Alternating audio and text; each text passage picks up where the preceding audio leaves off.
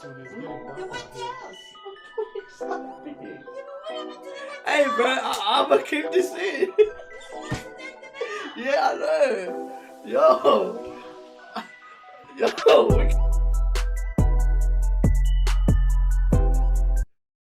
Yo, what the fuck up, Kraayziie Nation? It's your boy SB repping that Kraayziie. You know what it is? This is a new series that I'm working on. It's called Kraayziie Discussions. It's like a podcast, I guess. But I didn't want to call it a podcast, so I just called it Kraayziie Discussions. This is the homie. What's good, up, man? It's What's Gamirez. Good, it's Gamirez. Oh man, I was just waiting on you. Let's record. The pressure's on, bro. Yeah, 100%. But yeah, tell them where you're from, my bro. What do you mean, bro? That's a broad question. That's a broad question, bro. Do you want the generic answer? Or both. Why not? Tell us. I'll give the extended the album version, bro. Not the EP. Not the EP. I'll give the album version, bro. That's good. But yeah, bro, I was born in Uganda. Yeah. My parents are from South Sudan. Mm-hmm. You know, Damn. Republic of South Sudan represent. And then I was raised out in Perth, bro. Mariboka 6061. Oi? Quote unquote the area, of course, man. And then and then I've been out in Brisbane for the last 4 years, man. Yeah. Fuck! This is sick. Let's get. That's the story. That's the intro. But yeah, bro. Like, what do you do? Like, what do you do? Like, let the fans know. Like, what do you do for work? I am an artist manager, man. Yeah. I'm an artist manager. It's like, of course, you know, like we're in Australia, bro. Like, it's not to a point where, you know, we are out here, like, you know, raking in what's his name? What's that guy's name? Damn, bro. I just Scooter. You know, we're not Scooter Browns out here, man. You know. Yeah. Scooter Browns. Shit. We're not buying catalogs here yet, man. So you know, it is what it is. You know. Yeah. We out here working this, you know, and then of course, you know, doing a few other hustles on the sides and stuff like that. But yeah, bro, I'm an artist manager. Where did you start? Managing? Yeah. Man, I feel like I've always been a manager, bro. I've always been, because I've been managing myself like since I was an artist as well, bro. Like I was handling everything. I was producing, I was self-management, I was doing self-promo, self-PR, everything, you know. All right, bro. I see you. Yeah, bro. I was doing everything. That's sick. So that's it. And then I just got to a point, you know, where I think like it was that time when I met you, bro. The one in Sydney after my when I was doing my tour and I was out in Sydney. Yeah. And then one of the that was like what 3 years ago, 2 years ago. That was like 3 years ago. Yeah. Yeah. Fucking crazy. And the homie Gabriel, you know, he was like, "Yo, yeah, I think you'll be good at this." That guy's a businessman, bro. Shout out to Gabriel. Bro, we were just having a normal discussion, and he was like, "Yo, man, like I think you're gonna be I think you could be good at this business stuff." Man. If y'all want to know who we're talking about, that's the owner of Wavyland. Yeah, Wavyland. The owner and creator of Wavyland. Shout out to him, my bro, because even he's had a lot of discussions with me as well about that type of stuff. He was the one that really influenced me to start doing like gigs and shit like that. And he was saying to me, he's like, "Bro, whatever you want to do, you should fucking do it." And that's why I give him that credit, bro. Yeah, by the way, we're allowed to swear in this motherfucker. I'm sorry, bro. I'm trying to keep it like a bit, you know? Nah, I saw your podcast. Okay, let's be raw, man. Yeah, bro. Let's be raw. By the way, you can give him a little cheap plug. What's your podcast called? Oh yeah, cuz. Let's go. Oh, bro, what's going on? Nah, but yeah, for real, man. Shout out Gabriel, man. You know, of course, he's the one that really, you know, sort of like, you know, gave me the sort of like, you know, the extra push to sort of pursue this. Yeah. I've always looked up to, you know, like, you know, other managers and stuff like that, like, you know, in the business, bro. Like I've been 100%. I've been peaking game for a minute, man, and I've just been learning everything on my own. Because I never knew that about you. I only knew the managing part, and I knew you were an artist, but I never knew that you like did production and all that stuff. That's why I asked this, bro. I made the beats for about 85% of all my tracks, bro. Jeez, let's go. Yeah, man. I made. By the way, you dropped an EP album not that long ago. Man. Plug that shit as well. That's it, man. That's 2 EP out right now. I remember that. I saw that. I was like, hey. Don't stream it. Go and buy it. Go and buy it. So the money comes straight to me, you know? 100%. That's it. 100%. But yeah, like, where did you start, like, in, like, the music scene? Like, rapping and all that stuff. Like, where did that come from? Man, to be honest, man, like with, in terms of, like, making music and stuff, it's, like, never really something that, like, I was sort of, like, you know, really kind of, like, really interested in. Like, yeah. Of course, you know, we jokingly, you know, write raps in English class and stuff like that. 100%. Bro, like, year 9, year 10. Yeah. At school, man, in the basketball court and stuff like that. Where, you know, shit. Bro, we used to all be out there, and then there used to be, like, you know, the older kids, you know, they were, like, freestyling and all that, and we'll be out there as well, and then we'll start freestyling a little bit as well, but it was more sort of like a parody, you know, which is fun, you know. I get you. Yeah, and we just going at it, and then just final year of high school, you know, I met one of the homies, you know, he was making music, 40. Shout out to 40. Okay, he was making music, and then he was friends with 506. Yeah. And then he introduced me to 506, and then we used to always, like, you know, hang out. They used to make beats and stuff, and I was like, yo, let me try this out, man. I started playing around at FL Studio, and like, you know, we recorded a few, you know, sort of like a few fun songs, you know. And then immediately, bro, I just latched onto it, and I was like making beats almost all the time, recording and all that, and then before you know it, man, I was like, yo, I love this thing, man. Yeah, bro, I got that. Yeah. That's fucking dope. That's where it sort of started, man. So, like, who was, like, besides that, like, when did you meet Soupy and all that stuff? Like, when did he come around with you? I met Soup not even on the like music thing, bro. I met Soup on my when I started with me and my cousin who was also the co-founder of Gamirez, Dave, you know, when we started a blog called Wavy Tracks back in the days in Perth. Yeah. And yeah, man, and we were just sort of like, you know, the whole idea was to put the artists from the city, you know, from Perth on the map and all that. So I bought some hella expensive camera equipment, and like we got all that shit ready and make it professional. That's sick. Bro, we still got videos up on YouTube and stuff, bro. Like real clean video, man. Fucking earth. It looked like it was recorded yesterday, but it was recorded like, you know, like 4 or 5 years ago. That's sick. Yeah, man. Plug the channel. Plug that channel, bro. That's it. Wavy Tracks. We got interview with Kwame. We got interview with Soup. We got a whole bunch of interviews with other Perth artists as well, man. I'm gonna check that shit out. Yeah, that's where I met Soup, man. Like, I heard some of the music and stuff like that. Bro, that guy, I hit him up. He's like, ridiculous. Bro, he's the most.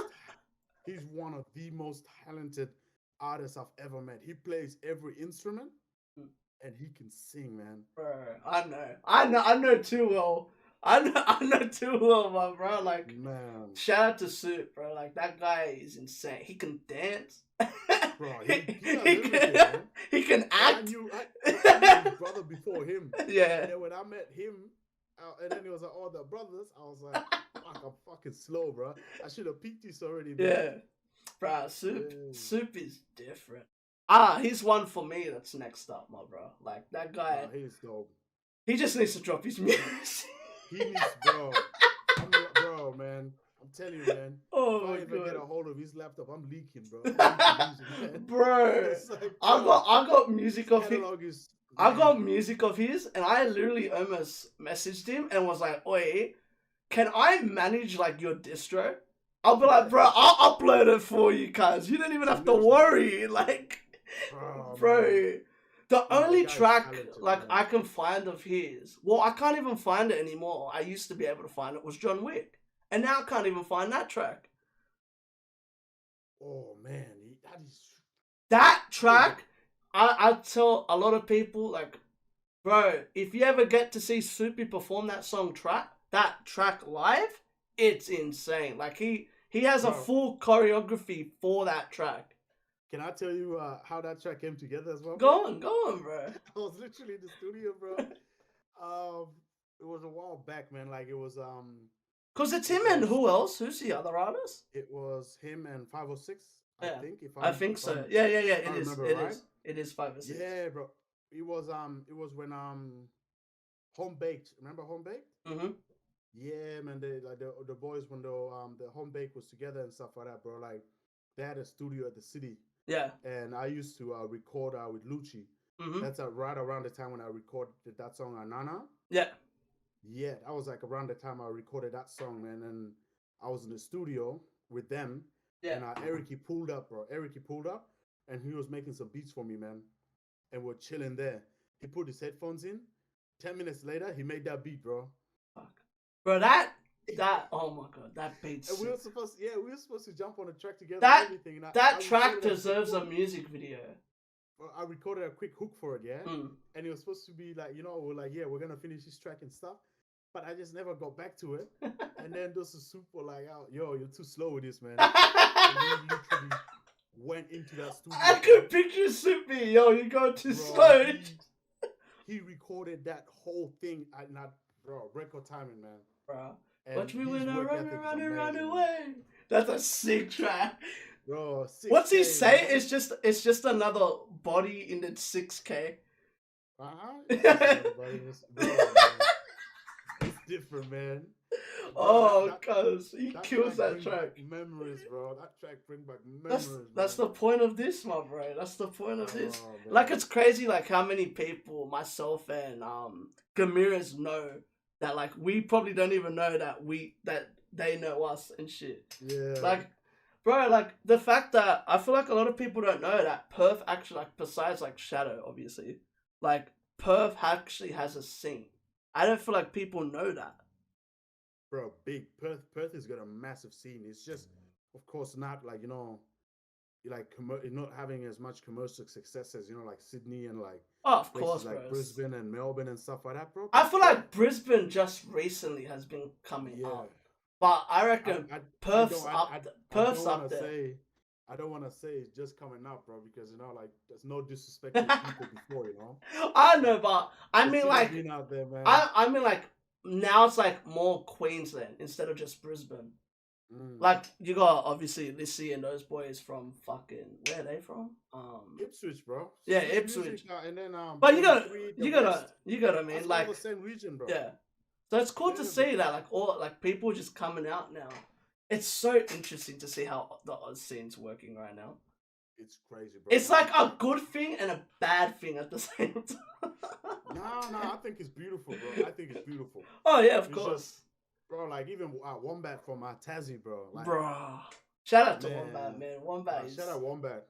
Met him one, super nice guy, man. Bro, he's a sick shout out to him, man. There's just heaps of people, man. There's like, I was saying this to people. I'm like, there's so much talent in Australia that like, you need to look. Like, I've been talking to a lot of people that are like, I guess that I could say like they're in the scene and they're like, there's not that much talent. It's like, nah, you need to go looking.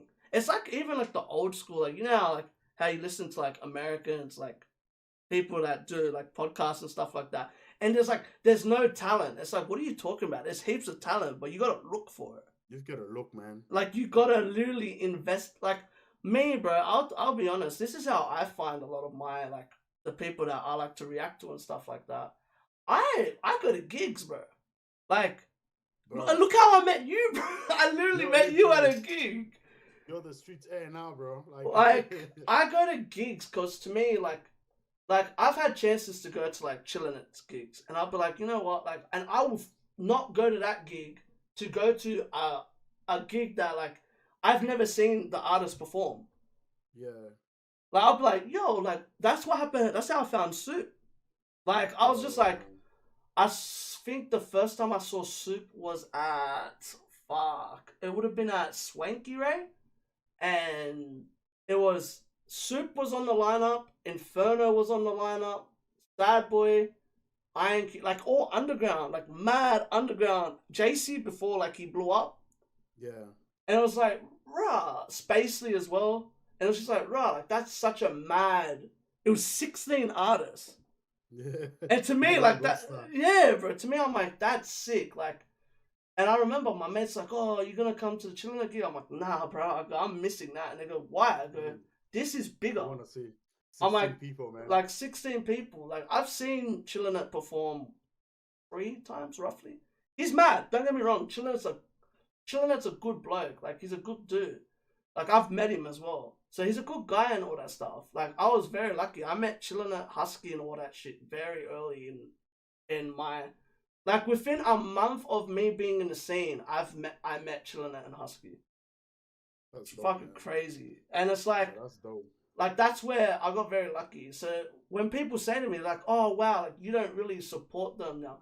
To me, bro, in my opinion, I can support them, but I don't have to show it. That's it. And people, because they're already they're already there. Yeah. You get what I mean? Take it however they want, bro. Like there's a lot more voices in the scene. There's like a whole bunch of other people as well, you know. Yeah. And it's dope to see that coming up, bro. Like I was seeing them, you know, during the Body Bag Media. Yeah. You know, that was also a massive movement in the scene as well, man. Shout out to Bagsy as well. That guy's a fucking sick cunt. I hope he's actually well. I know he hasn't been doing much as he used to. So let's hope everything's well with him. But yeah, like I'm the same as you. Like when you think about it, I started around just when Body Bag was getting big. Bro, you know who I met at gigs? Fuck, I met Frigo Jones at a gig, man. Yeah. I met Manu at a gig at Civic Underground a few years ago as well. Yeah. Shout out to Manu, bro. Manu's bro. And like just seeing his growth after that, bro. Like Bro, I'm the same, eh? Because I remember amazing, the first track I heard of his was early on. I never noticed how early on it was. Is that the one with the music video in Chinatown? I don't remember the music video. There was a music video that was shot like in Chinatown, like the very, very like the old school. You know, like I feel old school right now, man. Like, yeah. I remember that video, bro. Like, because when I got into the scene, I would have got into the scene like before, like I was still listening to Australia. I just wasn't reacting to it at the time. But I got into the scene right after, just before I finished school. So around 2013, 2014. Were you keeping a tab on Thank God, like you know the blog? Nah. You don't know Thank God? Nah, bro. I don't have no. Bro, I'm that new into the Oz scene, but I don't remember how I found Manu Crooks, but I remember finding out about him, and I was like, bruh, who is this guy? And I remember looking through my Spotify, and I was like, rah, like I've been listening to Manu for a minute, and like this was before like he like massively became what he became, and like I said that to him. I met him 2 months ago. Yeah. And he asked me, he's like, oh, how did you hear about me? And I told him, I think it was Every Day. Or for... Every Day was, I think Every Day was no, it was the first. Was it? I don't know if Every Day or Blown Up came first. I think Every Day came first. Yeah, Every Day came first. It was like that. Like, that's early on for Manu. And I remember just being like, bro, like, who is this guy? I think I saw way earlier than that. One of my family members saw him live at a gig, but this was like before he blew up. Yeah. So I was just like, and I remember him telling me, he's like, oh, you need to check out this guy and Ampharos, because obviously they were working together at that time. Yeah. But it's crazy. It's crazy to think about like how long ago, and like to see where they are now. Like Manu's a game changer. He broke new grounds, bro. Like he was literally, I think he was sort of like, you know, the start of the whole wave, man. Like here, in terms of like, you know, this new wave. Of, like, holy fuck, like, it was Every Day. International export, bro. We are literally pushing Australian artists like, globally. That's crazy. It was Sonic Wave. Yeah, bro. It was Every Day, 2016. Yeah. Right. What the fuck? He was dropping way before that, man. Oh yeah, of course. Like he was dropping. This is the first track on Spotify, so I would assume it would even be before that, like his stuff. Yeah, nah, I think yeah, that was I think every day was after Sound of the Youth when Blessed when Miracle when he dropped Sound of the Youth Mm. the mixtape on SoundCloud, and that was sort of like where Manu had a track there before he jumped on Fucking earth. to drop every day. But yeah, bro, it's fucking amazing, man. See that shit and like what the like the foundation that laid, bro, for like the artists that are coming up right now. 100%. It's crazy, bro. Yeah, Those bro. him people like him and people like Cursor, bro. Those are like what I put up there. Like those are the people that have I like I like what this scene represents, bro. Yeah, I get you, bro. Yeah, I agree with that, bro. So what got you into like the Oz scene? Like, what got you into like, besides obviously you being into it, yeah. like what got you into it? Like, where did you start like actually like taking the Oz scene like seriously? Like, what year? Oh, that's a tough one, man. That's the point, bro. Obviously, That's the yeah, point, bro. I want people that's to a tough think, one, my man. G. Damn, because like like the like the love for the local scene has always been there, bro. Like Yeah. I remember watching the Cursor and 360, the battle and everything like that. I remember that, and then I also remember the time when All Day was sort of coming up, Mm. like when when he was dropping. I haven't heard that name in ages. The fact Yeah, the way you said that, I was like, oh bro. wow, like Yeah, bro. Like the All Day was dropping, and then Gil Bates, shout out my boy Gilly. Like, fucking man, hell, bro. yeah, bro. You're Like that reminding me whole of artists that I haven't heard of in like a minute. bro, man, like that whole thing, and then of course, like just Manu and also Amfa and everything. It's just, I think the love has always been there, Yeah, But obviously, international music has always sort of like taken the shine and stuff out of here. 100%. But then, like but then it reached a certain point, where it's like when I was sort of like dropping music on SoundCloud and stuff like that, and everybody Yeah. was like sharing it and everything. And then I sort of like, you sort of like start to become friends with those artists, the one here as well. Yeah. And then you start sharing their stuff as well and listening to the stuff. And then before you know it, you are sharing the Gremlin, over in Melbourne. And like, bro, man, it's crazy, man. Yeah. And then from there on, yeah, bro, the love for local music, man, just 100%. started growing. I get To you. the point right now, bro, like me, I don't even, to be honest, bro, I don't even listen to American rap like that no more. Neither. Unless it's the big three or like, one of the like, Neither American do I. artists, bro, unless it just get thrown at me, like, and it's just a song that I can't deny. If not, bro, I spend majority of my time at local hype, bro. I'm like, not gonna lie. Out the new talents. I think my interest in Oz hip hop, like besides like when not Oz hip hop, but just Oz music in general. Like I remember watching. It's crazy when I think about the artists that like I talk to now, and it's like people that I used to watch. Like I don't know why I used to always like watching like X Factor and all that shit, right? So like that was like the singers, like because I'm more. You know this. I don't think if you know this, but most of my fans know this. I'm more of an R&B head than a hip hop head. Honestly. But I know I'm yeah. What are you saying? Like but now I reckon it's both. Like I'm at both. Like I can listen to both every day. But back in the day I was way more. After this, we'll change your name to Kraayziie R&B. Well, it's Kraayziie and bro. There's no main reason there's no hip hop. I was the smartest one. Everyone used to put hip hop, all that shit. I'm like, nah, entertainment, bro. All entertainment. Entertainment, bro. Kraayziie R&B.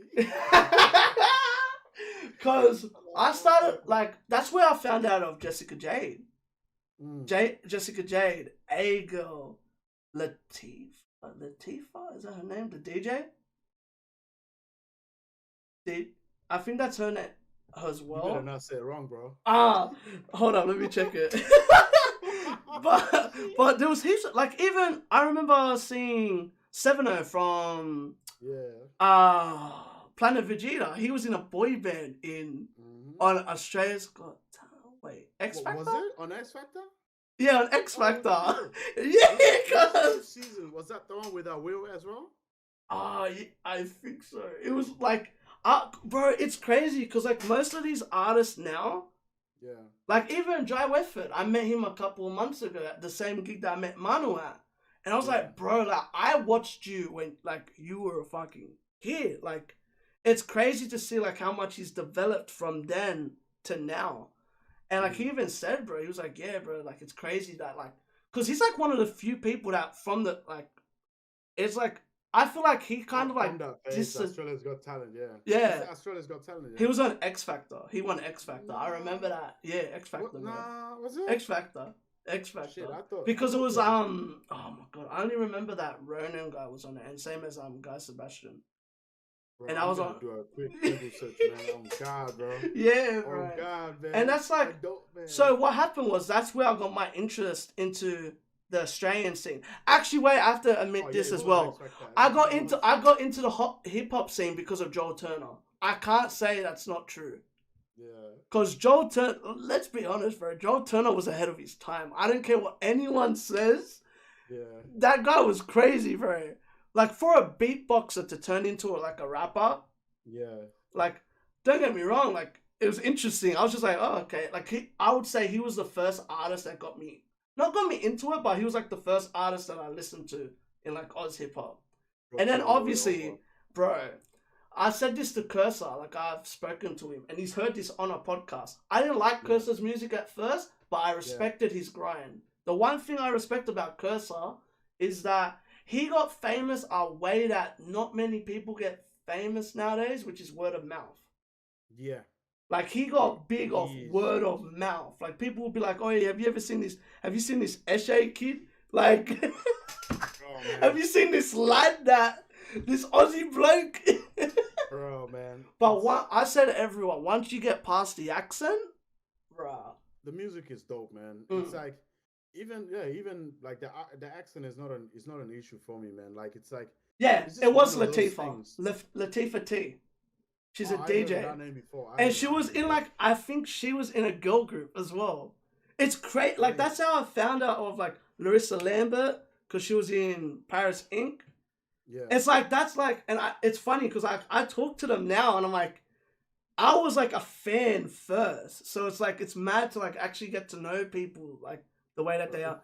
If you go to gigs, bro, it's like, I feel like everybody out there, everybody's humble, man. Like, you know, we're not, the scene is the scene is growing and is big and stuff like that, bro. But we're not at a point where, you know, everybody's just disrespecting the hell out of each other and be like, oh fuck this cunt, oh fuck. All right, this is a perfect time to ask this, to start a little bit of not drama. Go for it, man. Go for it. What? Free smoke. Actually, wait, this is perfect for you because you were talking about moments in Australian hip hop. What do you see as some of the moments that changed Australian hip hop? Moments that changed Australian hip hop? Yeah. Obviously, the one would have to be Cursor and 360, right? That rap battle. Definitely Cursor, definitely 360. And then for myself personally, even you know, bro, like that whole Dream Big, you know, Factory, you know, all of those guys, they also like changed it for me. And then even, bro, all day, remember right before, like, you know, when he was still making some hip hop tracks, you know.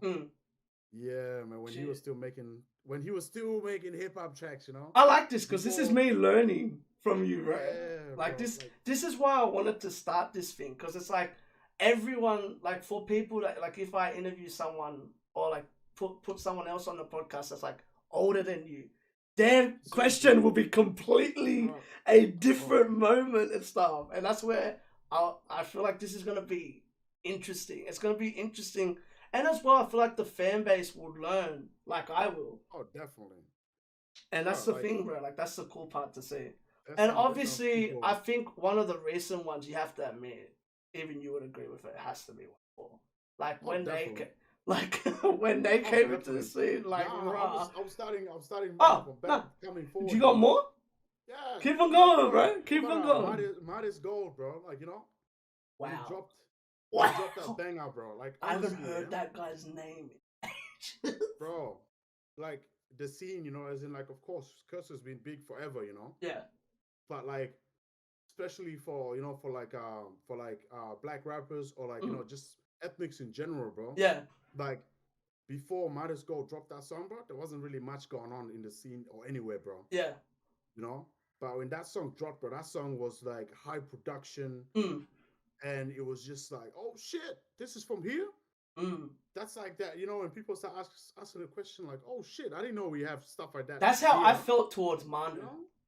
Exactly. When I heard Manu, I was like, hey, I was like, bro, I'm like, okay, bro, yeah, like, high production, man, high production. Yeah. Something that sounded like it might have come from anywhere else in the world, like something that might have like come from the States and like been out here. Yeah. But it was like, oh shit, high production, high everything. That was like, oh shit, we actually got something here. Yeah, 100%. That was that was also like one of them, man. And then, of course, like man, like the whole Gremlin, and then the 6 Records crew as well, like and then and then from like the Manus. Is there anyone from Perth for you? From Perth? Oh, definitely, man. Bro, do you listen to Complete? I've heard his music. Bro, Complete.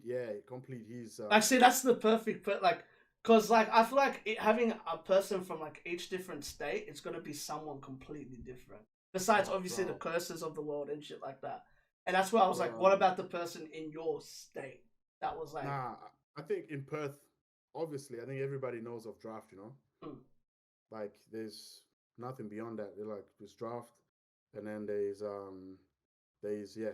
Complete. Yeah. And then even recently, right now, like JC as well. Yeah.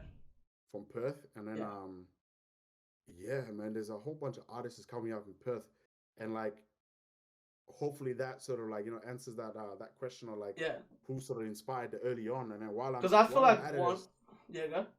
while I'm at it as well, I just want to give a quick shout out to the artists, coming out of 6K, bro. Like big up Napoleon, big up 9, big up the whole clique there, man. Big up Nabby.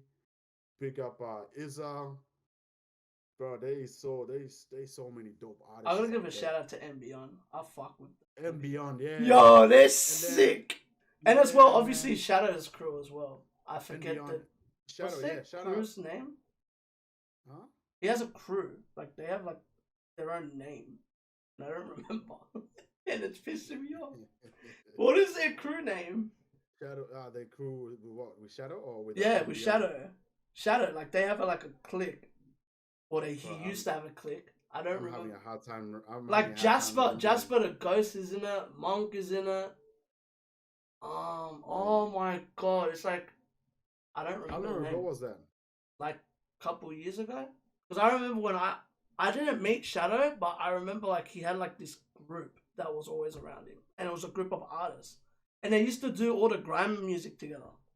Yeah. And as well, by the way, like I know this doesn't have to, but I feel like this guy and these 2 people helped Shadow a lot as well. Shout out to obviously Bagsy. Bagsy did a lot, and I feel like shout out to Fracture for 50/50.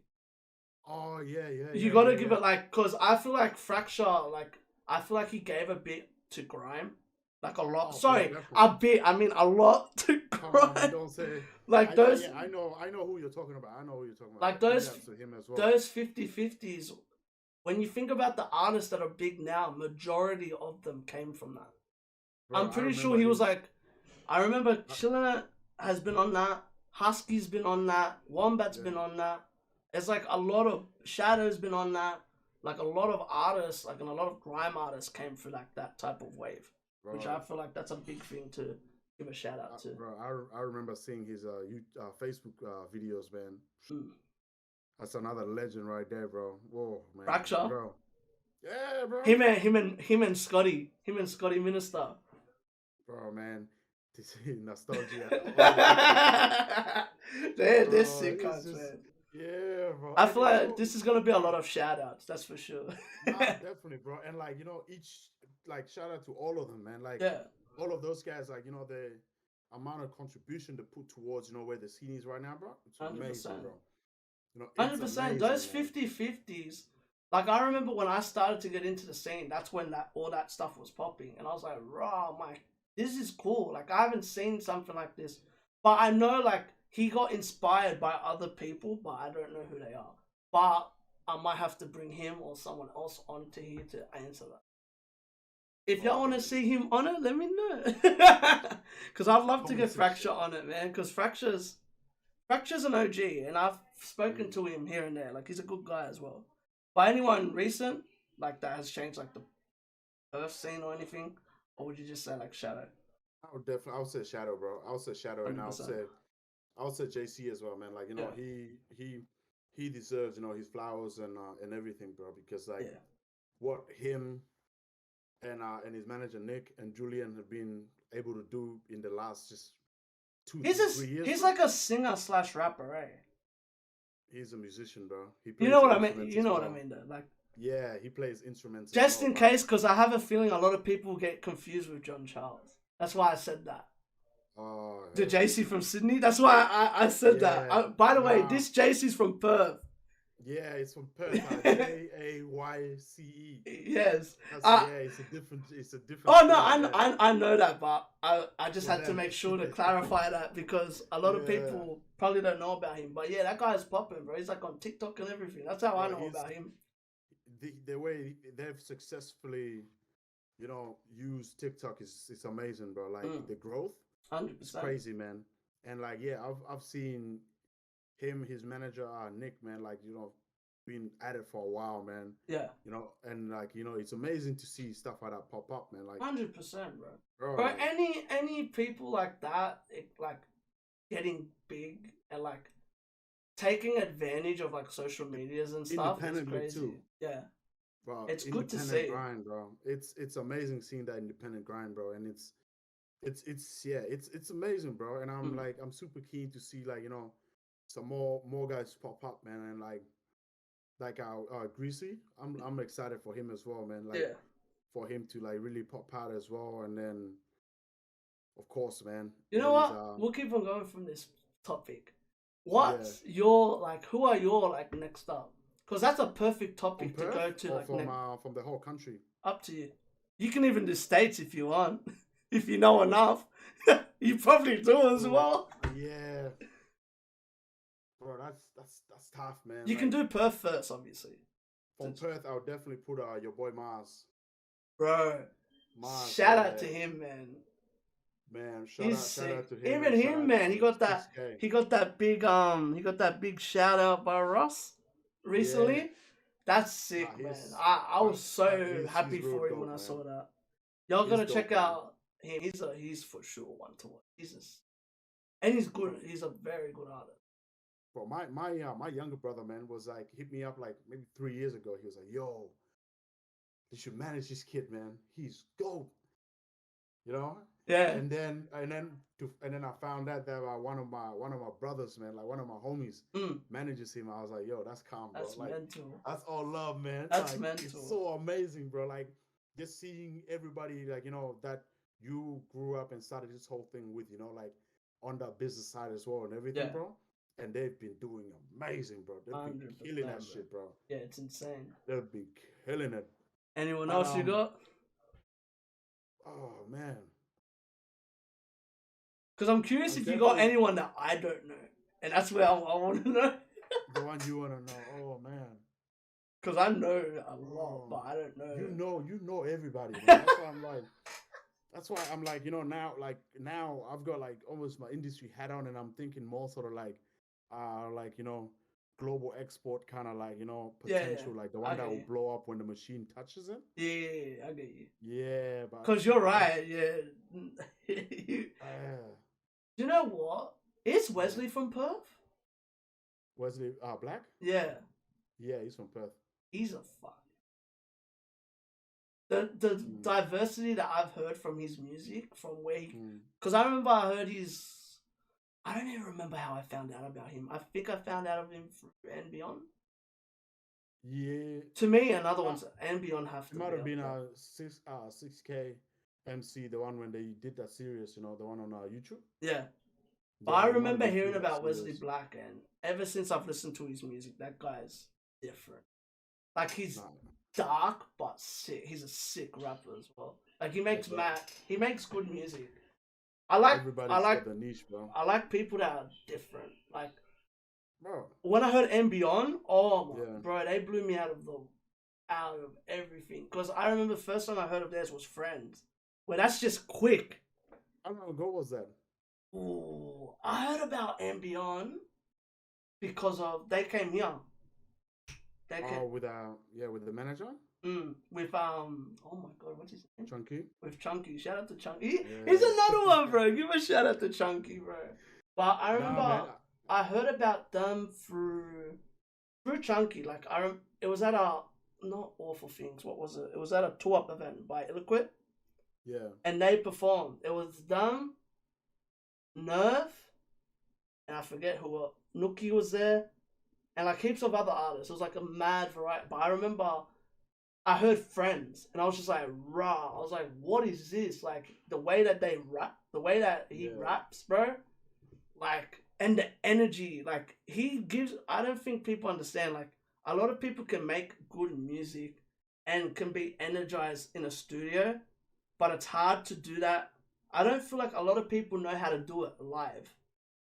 Not at all, bro. And I feel like the first time I saw this guy perform, he had that energy. And I was just like, right. Like, to me, that's the biggest eye opener when you're watching. Like, that's where, like, when I judge a lot of, like, when I do reactions and stuff, the first thing I say is, I want to hear this live. And people go, why? What's the difference? And I'm like, no, you don't get it. Because that track would be even better if it's lit live. Because you can get the energy. You remember. Energy up, bro. Yeah. No, I've seen them perform before, bro. Like, bro, I saw them probably like maybe like almost over about 5 or something years ago, bro. Damn, bro, it's crazy how long people have been in the scene for. Yeah, bro. Like I remember, like just a story time. Like I remember, the first time I saw them, I met them was when my homie Carlos and Josh Brooks, man. Like they used to put on shows in Perth called Goat 6K. You know, they used to put events across the city. I've heard of that name. I don't know why, but I've heard of the Goat name. 6K. Yeah. Yeah, man. They were putting events and stuff all around the city, around Perth and stuff. And I was headlining for one of the events, and then that's where I met those guys. That's why I saw. I was looking for your tags. Yeah. The other day, today, and I think that's probably where I found out, because I recognize that name from somewhere, and I don't know why. Is that the one with you in a suit? Something like that. Yeah. I know there's a man photo. I don't know what it was. I think you hosted a gig or something, and it's you in like a suit, like in 27. In a suit. Yeah, in a suit. Like the photo, the poster is you in a suit, in a. Nah, bro. I've never worn a suit before, bro. No, I'm serious. Yeah, that's not me, bro. That's not me, bro. I don't wear suits, man. I don't like suits, bro. It looks like they edited it in or something. It's crazy, though. No. I had a bow tie on. That was not the night, bro.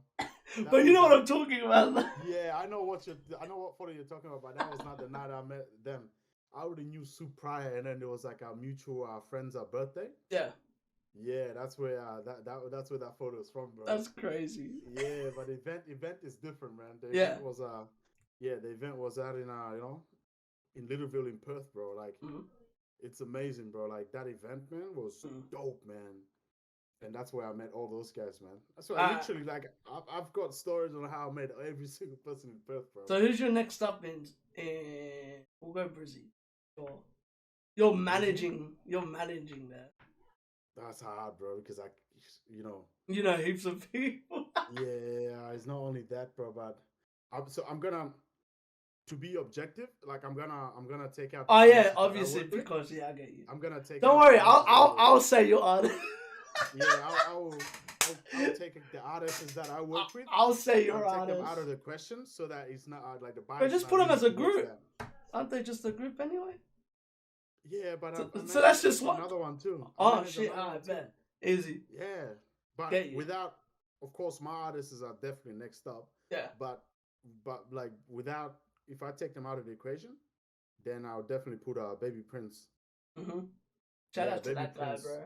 Shout out Thick. to that. He's Man, in my area. He's in my area these days. Bro, He's he's been fucking amazing, bro. He's been in the area lately. Bro, He's stuck. bro. He's stuck in it. He's stuck in the area. Yeah. Oh, I met Prince when I first got to Brizzy, man. Mm. Yeah, fuck him and his manager Benji. I don't know the manager, but I know him. I know him, my bro. That's North Brisbane. There. I met them at So, bro, like, there was a girl that Dave used to work with. Yeah. And it was her birthday, and then Dave was going to the birthday party, and he was like, "Yo, you want to come?" Yeah. It's like, I was like, I don't know, man. He's like, "Yo, yeah, come, bro. Like, it's gonna be a nice party and stuff like that." Fucking earth. And I went there, bro, and then we're just chilling and everything like that, and then we heard some noises, and then we walked in, and it was like this. It was like somebody's room, and there was like 50 people in there, bro. And it was literally just people standing all around. Yeah. And then there was like a computer there with a mic, and Prince was recording, man. Damn, that's crazy. That's sick. Yeah, bro. Yeah, he was recording. And that's bad. That was 2017, bro. I want to hear. That was I gotta see if he's got any music on SoundCloud. Bro, he must have. Because I forget. I only look at like Spotify nowadays. When before I used to look at all their old stuff. I reckon, deeper, bro. I'm gonna start digging deeper on him because, bro, he's so talented. Especially the people that he's been working with lately. I'm gonna give a shout out to his film director. Shout out to Jack, bro. That guy's been smashing it. He's been making movies lately, bro. No, his latest track, Captain. Oh, was it Captain? Wait, no, it's not Captain. No, What's the But he plays Captain Jack Sparrow. That's why I got stuck with the captain thing. Damn, what's that song? But still, that song "Oversex" is probably my favorite song out of the country this year, bro. Damn, that's entirely broke. That's what it's called. Yeah, entirely gone. Yeah, entirely broke. Entirely broke. Yeah, my bad. But bro, that song "Oversex," bro. I feel like that song, if it was by an international artist, that song will be charting everywhere. I feel that about a lot of artists that I listen to. That song would be. What about Leap? I reckon if Leap was another artist, that would have blown. Leap with OGM. OGM, yeah. Bro, that hook that he did on that track is insane. Like, it's so good. I hit him up as soon as he dropped that song, bro. I was like, shit. Yeah, like, bro. Hey, bro. Like when I do a remix or something. Yeah, that's a really good fucking track. Nah, that track. I think he's not dropped a bad song over the last 20. Even the track that he did with, Creed was good. Same time, that was cool. Seeing a collab between two Brizzy artists like that. Oh man, yeah. Even shout out to Creed as well, man. Talented young gun, bro. Talented young gun. Oh man, Creed. Shouts out to him, bro. Like, he's dope, man. Like that's definitely Lil. I'm gonna give a shout out to his dad because I know his dad. Shout out to Smokey. Yeah, Smokey. That's a big Smokey, lad. That's my favorite person, bro. I swear, bro. Bro, he's a sick guy, man. That's my dog, man. He's sick. Him, man. Real, a lot of people, when I say that, people are like, "Who's that?" I'm like, "Oh, if you don't know, you don't know, bro." You don't know, man. But if you do know, that's the sickest kind out there, bro. Shout out to Smokey. And that's on facts, man.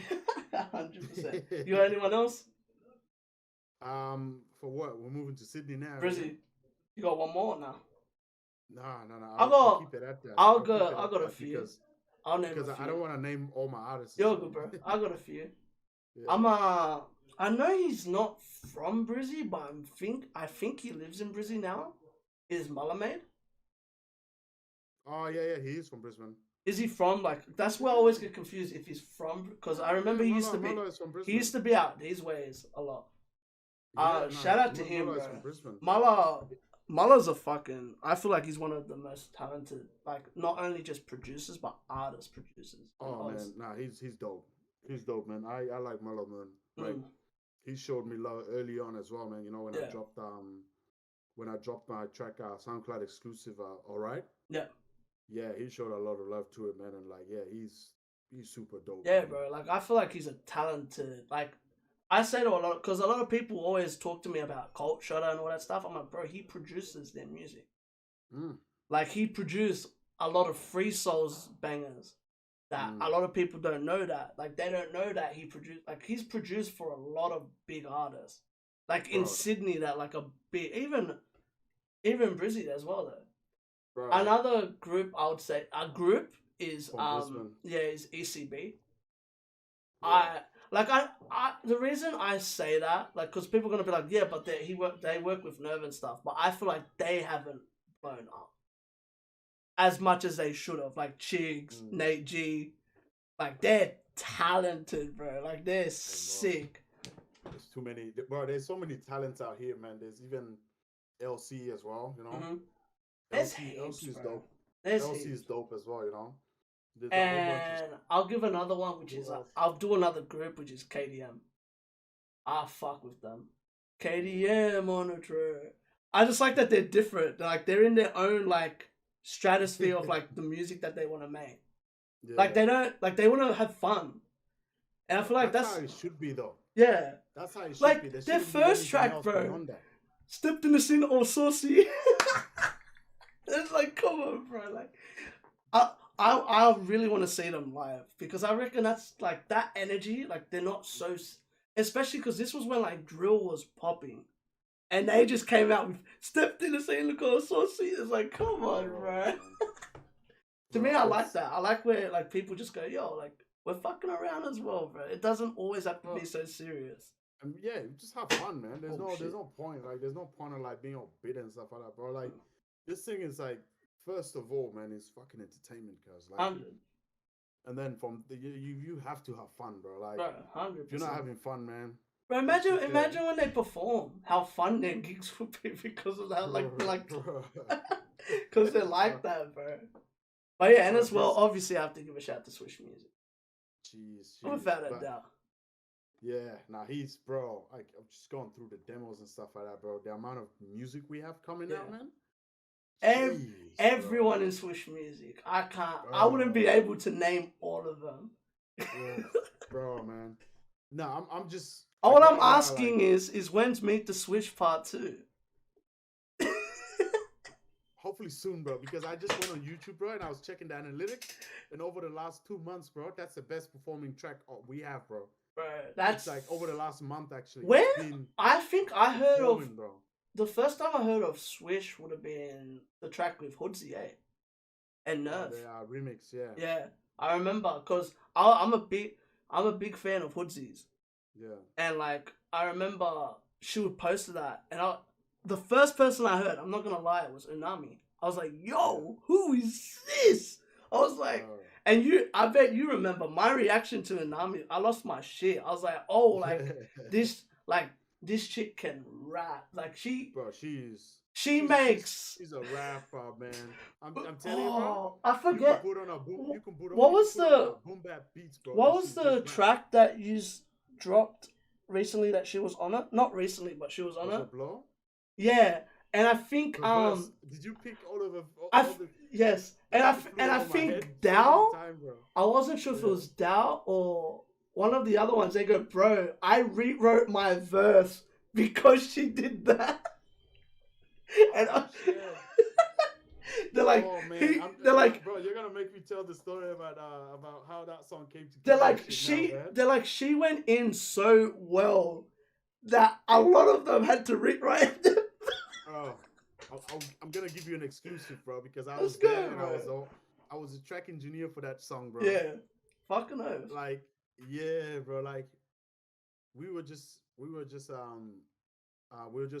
listening through beats, bro. Mhm. And Yunami pulled out her beat pack, man, and that beat was on it. We're like, oh, and then Ralph was playing around with some hook, you know. Oh, cuz. And then we're like, oh shit, that sounds nice. And then he had another part, and then we're like, no, you know. And then he literally took one part from a hook from that he wrote for another song, And and added then he it made into the it. rest. Yeah, he made the rest on the dot, and he had the whole hook there. Yeah. And then now we're like, oh shit, this song is fire. Who's gonna go next? Like, who's gonna go next? You know what happened, bro? What? Everybody's like, I'm not going after AG. Bro, because AG, bro, he already has, bro, he literally went there, 2 minutes, song done, bro. Yeah. That's and crazy. Everybody was like, yo, I'm not going after AG. And then Unami goes to the corner for like 10 minutes. She comes back and she's like, yeah, I'm ready. Bro, she smashes that track. She smacked that verse, bro. Yeah. And we're just looking around and you're like, who's going next? Bro, I was like, who's going next, man? Because she delivered it, yeah? Yeah. Man, it was just like... Bro, there's so much she says on that track. Bro, not even... Bro, even that, and even thing, man, Showtime's verse, bro. Showtime's verse is cold. Bro, man. I feel like the whole song, like, everyone on the track held their... Because I feel like there's a lot of things that is hard about being in a rap group. And the one thing is, like, trying to hold your weight. Like, on the... Like, see, like, when I heard Unami, I was like, ooh. Like, I remember I paused that shit, like, 10 times on that reaction. Because I was like... Because to me, it was like... The thing is, like... I don't put it because she's a female artist. But I know how, like, from the first time I heard of her, I knew she could spit. Like, you click it straight away. And I'm like... I remember saying in the reaction, I'm like, I stopped it before she went on, and I'm like, what's her verse gonna be like? Because she's about to go in, and like you said, because AG, he's good as well. Well, so AG is he's a different breed. So it's like the person that has to go after him has to hold enough weight, and that's the thing. Like she did that. Sorry, she held her weight. Even the one with Hoodsie. Like, even that track, bro, because she's rapping with, like, the remix, she's rapping with Hoodsie, Nerve. Like, and they hold their weight. Like, mind you though, with that song, we just copied and pasted her verse from the original, so she didn't really do anything. Yeah. Oh, but still, like, you know what I mean? That was the original. So yeah, for it to hold weight after the original song's been out for a bit, and then we copied and pasted her verse onto a song with, you know, like 3 people redoing a verse. Yeah. And it's because who's on the original? It's her. It was just her and Dow. That's right. And then Dow. That's fucking right. Yeah, Dow has a good verse. They went back to back on that song. That song, yeah. That's the thing. Like, even with that, to have people like Hoodsie and Nerve both jump on it, and like you said, the original verses still held weight. It just shows like that's talent, bro. It's one of those things, bro. When you listen back, you're like, oh shit, man, like wow. And as well, having 2 female MCs that can spit off each other. That's something that you don't really see much in Australia now. Because a lot of like, I think that's one of the first tracks I've heard 2 females like for me, like I like studio sessions and shit like that, because I can't imagine if that was just an original, like it was all of them in that one track. It would have been dope if everybody was in the same studio session like that song. I'm very glad, you know, it came out the way it did, bro. But it was like literally that whole thing we did it like last minute, bro. Like we had the song ready, and then you know, one label hit up the other label, and then we sort of like, cool, we're gonna go to this on this direction for the remix. Yeah. And then sent it over to, and then Hoodsie smacked it out in like a day, man. You know, and the Nerve smacked that out in a day as well. And then I had to literally follow up on like hitting up videographers, you know, hit up my homie in Perth, you know, because she was in Perth that time. It was like, yo, I want you to shoot a video. Yeah. He's like, when? It's like, maybe today or tomorrow. You mean she was in Brizzy? No, she was in Perth. Oh, Hoodsie was in Perth. Yeah, Hoodsie was in Perth, so she was not able to be there for the video shoot, you know. Yeah, but so her scene's sick. Her scene's sick. She's just walking down, just like, yo, man. Like, what's good? Shout out to Roshan, man. Shout out to Roshan. He's the same guy that manages your boy Mars as well, like Yeah. 6K MC. Fucking hell. So yeah, shouts out to him, for like pulling that up and really, keeping it real and like really coming through, delivering that quickly, bro. And like shouts out to Nerve as well, for coming through the mix and everything he did for the track, man. Fucking crazy, man. Yeah, bro. This is gonna be its own segment on its own. Just that has to be, bro. I don't even know how we got there, man. We'll talk about next up, and I brought up Unami. Yeah, bro. Because I feel like, bro, I remember female artists messaging me, going, "Yo, this chick doesn't play." Like they were just like, "Oh, like okay, like where the hell did you?" And I'm like, "What do you mean?" I'm like, "She was on the other track. Like how?" Like what? You don't remember her? I did. Bro. I remember her vividly, and I was like, and that's the thing. Like, she stood out. Like, besides just being a female artist, it was her bars are just as good, bro. And to me, or even better. And that's why I was just like, ooh, I'm like, okay, let's go. I want to hear more. But you know what the scariest thing is though?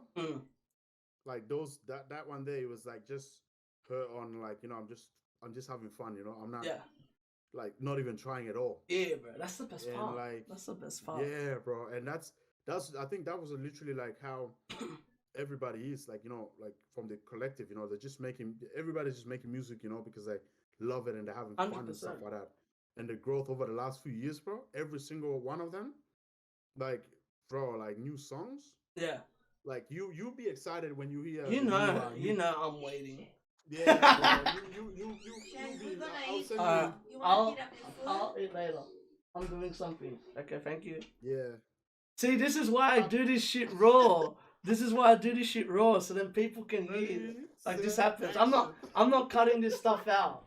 I'm not cutting. Nothing's gonna be edited or anything. Nothing. No, keep, bro. I want you to understand. Like this happens during videos where I record and stuff. Like. Bro.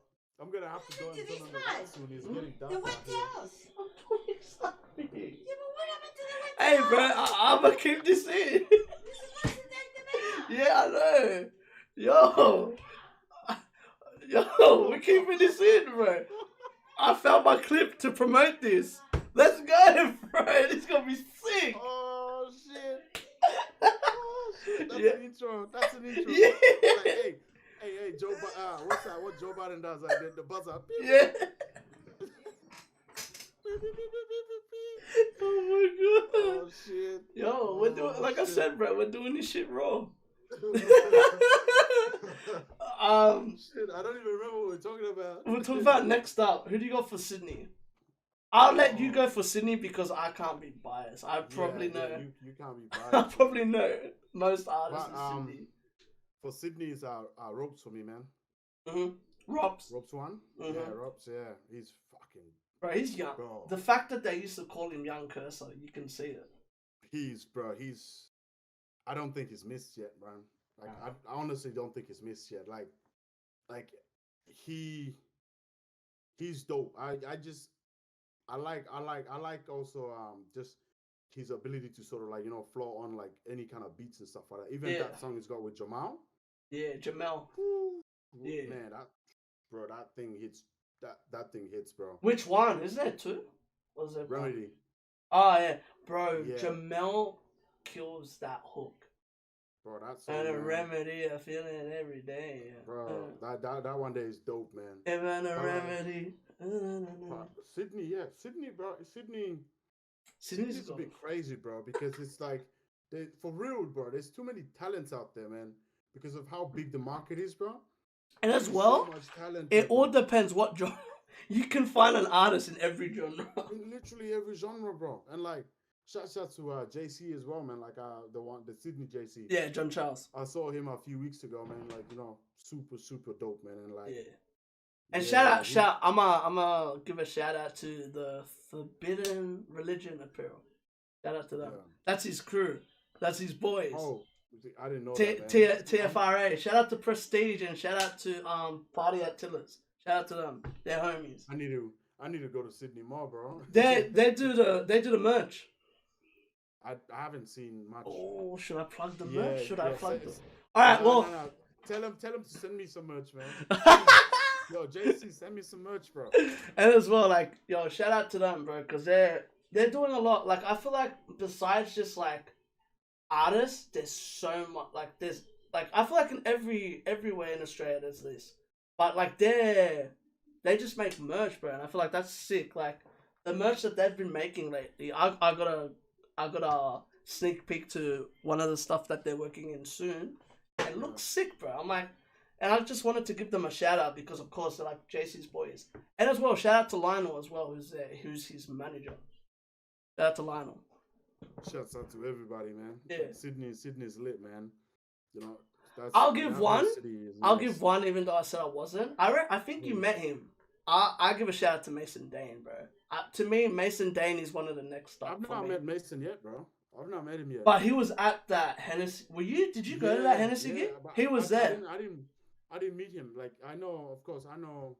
Like you know of him. I know his team. I know. Yeah. I know of him, and I know of his team.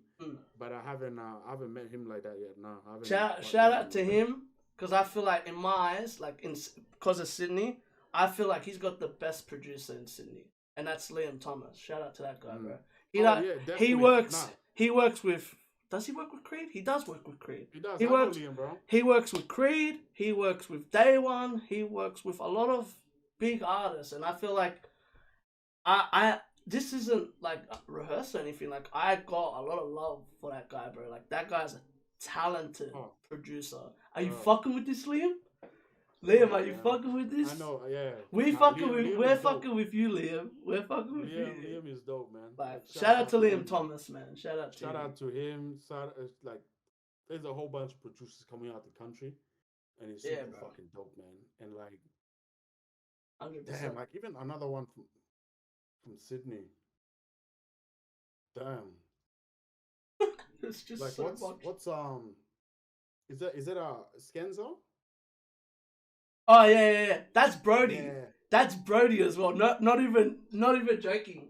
I used to play football with him. Like that's bro. Like me and him grew up together. That song Dangerous. Yes, that's homie. Man. That's like. Yeah.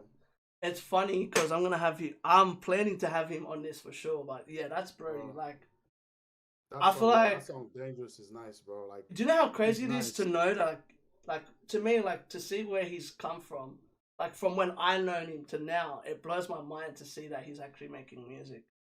Bro, everybody's putting in shift, bro. It's insane. Give me 2 seconds, bro.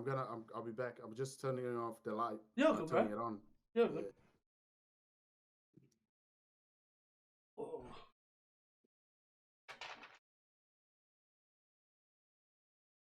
Yeah, bro. It's a breezy winter, bro. Like the sun goes down quick, bro. You're good, bro. I'm gonna write that down. Yeah. Yeah, keep on. Skenzo. From Sydney. I don't know, man. I'm writing down when that happened. Oh, okay. Yeah, but I'm super keen. I'm super keen to get into Sydney more, man. Like once all this stuff is sort of gone. Yeah. Because like you said, bro, like you meet all the dope artists on during those shows. Like last time I was there, I saw best. Is that Solo Chulo? Yeah. Oh, yeah, shout out to him. I saw him at that show as well, and it was like real nice, man. And he's a good artist as well, bro. Oh, definitely, man. All of those artists. I'm gonna give love to like those boys as well, Baby Ma, Ash Dino, all those boys. The music is good. The music is good, man. Diego Dior, OGM. Shout out to that whole like crew out those ways right there. Man. They're sick. As a person that's from Sydney, I can say like they're sick. Like I've seen all of them. Yeah, all of them live. I've seen OGM live. I've seen Dino live. I haven't seen Baby Ma. He's the only one. And shout out to AK as well. He's another one. I saw him live the other day as well, and he's sick. Bro, like what I say to everyone is Sydney's got. If you're like interested in any type of music, Sydney's probably Sydney and Melbourne. I have to say that Melbourne's another one. They got a mad variety of scenes now. Melbourne is a sleeping giant, man. Melbourne had one of my favorite albums last year, and it was 44 artists. Brendan. No, New Wave. New Wave. It was it was a clique that made. I don't think they're a group anymore, but it was them and 44. It was 44 artists on a tape, on a mixtape. Shit. Like a new record for Australia, bro. Yeah, bro. And it was, no lie, the variety of music that came out from Melbourne from that. Yeah. It's literally, I still listen to that front to back. And it's like 12, I think it's like 12, 15, 16 tracks. Shit. And the fact that I still go back to listen to it says how good, like, the production is on a new level. And that's something I'm gonna have to note that down, man. I'll send that to you. Yeah, send it through, bro. I think it's called All Corners. It's, bruh, I reacted to that live on a live stream. Bro, I lost my shit. Because it's a mixture of rappers, singers, producers, and it's just like, so cool. It's so cool to see. Because especially like as a Sydney, like a person that does work in like the Sydney scene, you're never going to see that in Sydney. Like, because they're too busy with area shit. And you might, but like it won't be a mixture of different areas. While that, it was a mixture of like people from like Geelong, people from like all coming into one for a whole weekend. They recorded an album. Yeah. That's like get an Airbnb place and then just everybody jump in and record an album. That is dope, bro. That, like, you know what that reminds me of? That reminds me of like back when, you know, when we all started this music thing, man, where everybody was just doing it for the love, and then there's no ego. Everybody's coming together, making the best song possible, and then to me, not even that, bro. Just having producers. Because the way I see it is, they could only put like 12, 16 tracks. So what were the tracks that didn't make? Bro. Because there's 44 artists. I would assume there's more than 12 songs, 20 songs altogether. There's got to be at least like 50 to 60 at least. Hey, bro. As soon as they all the creatives in the room as well. Like, I feel like that was the best part. Like, there was a lot of producers. It wasn't just one producer. So every artist like brought their own producer as well. So it's like a mixture Speaking of our producers, who are your favorite producers in Australia, bro? Liam Thomas. Liam Thomas has because I like what he does with Mason, and Mason's another one. Mason has to be there. Mason, I've heard from him, like I've spoken to him and stuff, that he produces some of his music as well. Who else? Fuck, there's a lot of producers in Sydney. I'm trying to think of like mad producer. Oh, Blessed is one. I know he does production. I like his stuff. 1-4's producers. Oh my god. Willstar and fucking and Solo, bro. Oh, and another one, Khalid Rohan and Mixtry. And as well, I gotta do this. Like, I know they're not producers; they're mixing and master. I feel like the dynamic duo of Australia for mix and mastering is Chunky and Mixtry. They're the way they work together. Next level, huh? Bruh, like, oh man, almost every big track, they're on it. Well, that's what we need, though. And as well, Solo and Worcester. I feel like those, like them four, are like the dynamic like duos. Another one's Malik, who does Rops's music. Yeah. Oh, I'm not sure if you know this guy. Another one's Big Louie. Big Louie, that guy's a young and up and coming producer. I don't know Big Louie. He did he worked with Purple Ape and all those boys. Have you heard of Purple Ape and that? And he's done Trilla's music, Trilla Venus's music. I know Trilla, that's he produced one of the tracks that I think it's him and Creed. I'm pretty sure he's on. Oh no, I think it's OGM and wait, no, it's not OGM. He did Leap though for OGM. Yeah. And fucking yeah, like shout out to Louis. And he's a young gun though. He's a young gun coming into the scene. Oh, It's cool. And another one I gotta give a shout out to is T-Mob. I don't know if have you heard of T-Mob? He's another one. No, I haven't heard of T-Mob. Oh my god, I forgot my favorite producer. I have to give a shout out to this. This guy's my boy. Like, he's been one of my favorite people in the scene since I've met him, which is Pax on the Beat. Yeah. Pax on the Beat, like the fact that he only works with a certain amount of artists, like he makes himself feel more prestige. Like, he comes to you. You can't come to him.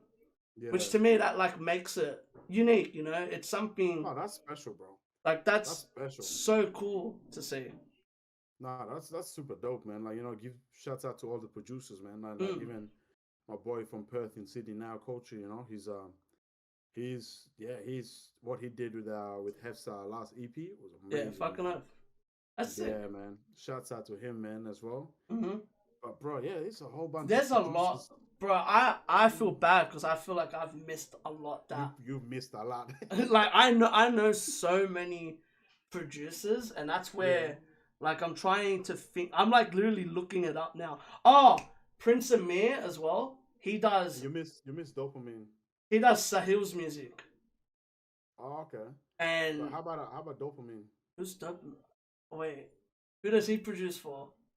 He did all of Manu's early work. Shit, see, I told you I miss people. I'll be honest, bro. I'll be honest. As well. Mm-hmm. Yeah, he did Alpha as well. Bro, you know how many producers there are? Like, there's so, especially in... You forgot Clapback. See, I said it. But, like, see, I'm, like, so into, like, the underground. Like, my head went straight into, like, underground producers. The underground producers, yeah. Like, Louis, bro, I feel like he's the next, like, maybe he'll probably be one of the next big producers coming up. You should start you know, on, like, a Discord thread, you know, it's like 100%. All the beat packs, bro. Which is all the beat packs. Upload all the beat packs, yeah, on the Discord thread, bro. Another one, I guess, like, I don't feel like he does his music here, but Han. Yeah. But he's from here though. He's got cred. He's involved in the new thing. Fuck, actually, another one is Ben Britton. He does Z Pluto's music. He's a sick cunt. He's another, like, but what's crazy is they're all young. Like, there's so many young and up and coming young producers in Australia. It's sick. In Sydney alone. There's another one from Sydney as well. I don't know how J.I.J. Yeah. Beats? Yeah. Oh my god, Beats with Chef as well. Oh jeez. We're gonna be here all day. Bro, J.I.J. is sick ass, man. Mm-hmm. Like, the guy, man, he's... Another one's I didn't even know he was Kid from Wave. Australia, man. Kid Wave did Skenzo's music. Oh, damn. He's done Skenzo's music and someone else. There's a few other people that he's worked with. Another one as well is Hazy. I don't know if you've heard of him. He does... You know Ill-Equipped? Ill-Equipped, I have no the name, yeah. He does like they're not like a label, but like they've done like music with people, and he's done all their like stuff as well. Another one's Korchi. He's an bro. There's so many fucking producers in Sydney. Bro, it's like the producer list is almost longer than the artist list, bro. Oh nah, it's just like I'm trying to remember the ones that like I like. Not that I get along with, but they're the ones that I've been talking to recently. Oh, Sephru is another one as well. He does 046's music. Yeah, I know that name, yeah. Sephru shit. Bang. Yeah, I know that name. Yeah, and he's been doing 046's music lately. I see. And as well, shout out to One Lane as well. He's another one. One Lane, I heard of that name as well, yeah. Because he does Robson stuff. Yeah, that's what I was gonna say. It's like, isn't it with he does Robs, he does Free Souls, he does a lot of people. I don't know if he does Free Souls. I'm not from Sydney. I know he record. They record at his studio, so I would assume he does Free Souls and stuff as well. Oh, and another one. This guy did a lot of Huskies, like Husky's music is Yeah. a guy called Low Grind. He's underground, like Underground. Yeah. like mad underground, because he doesn't really do producing as much nowadays. He only does producing for one artist, which his name is Salty, Hey, man. which is part of that 201 like thing. Husky used to have like a group, No, I remember that. I remember that when I. and that guy Yeah. used to be part of it. The two is it 2-0? Yeah, 201. 201. Yeah. Yeah. Yeah. No, I remember that one, man. All That was right, busy, man. let's go. Let's go with Well, I reckon. Who knows?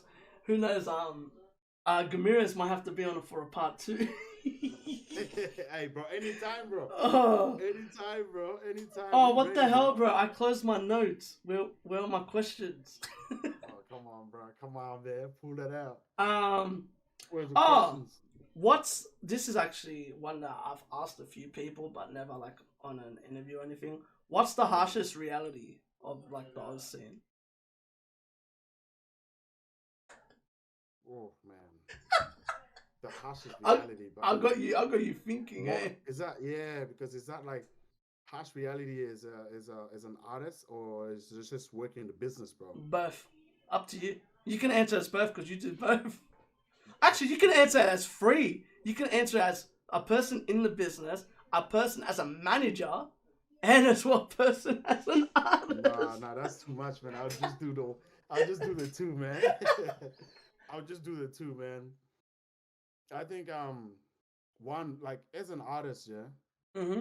as an artist, is that the harshest reality is that, is that because early on, a lot of time, when our artists and stuff like that are working Yeah. here, a lot of artists don't see the potential of what it could be here.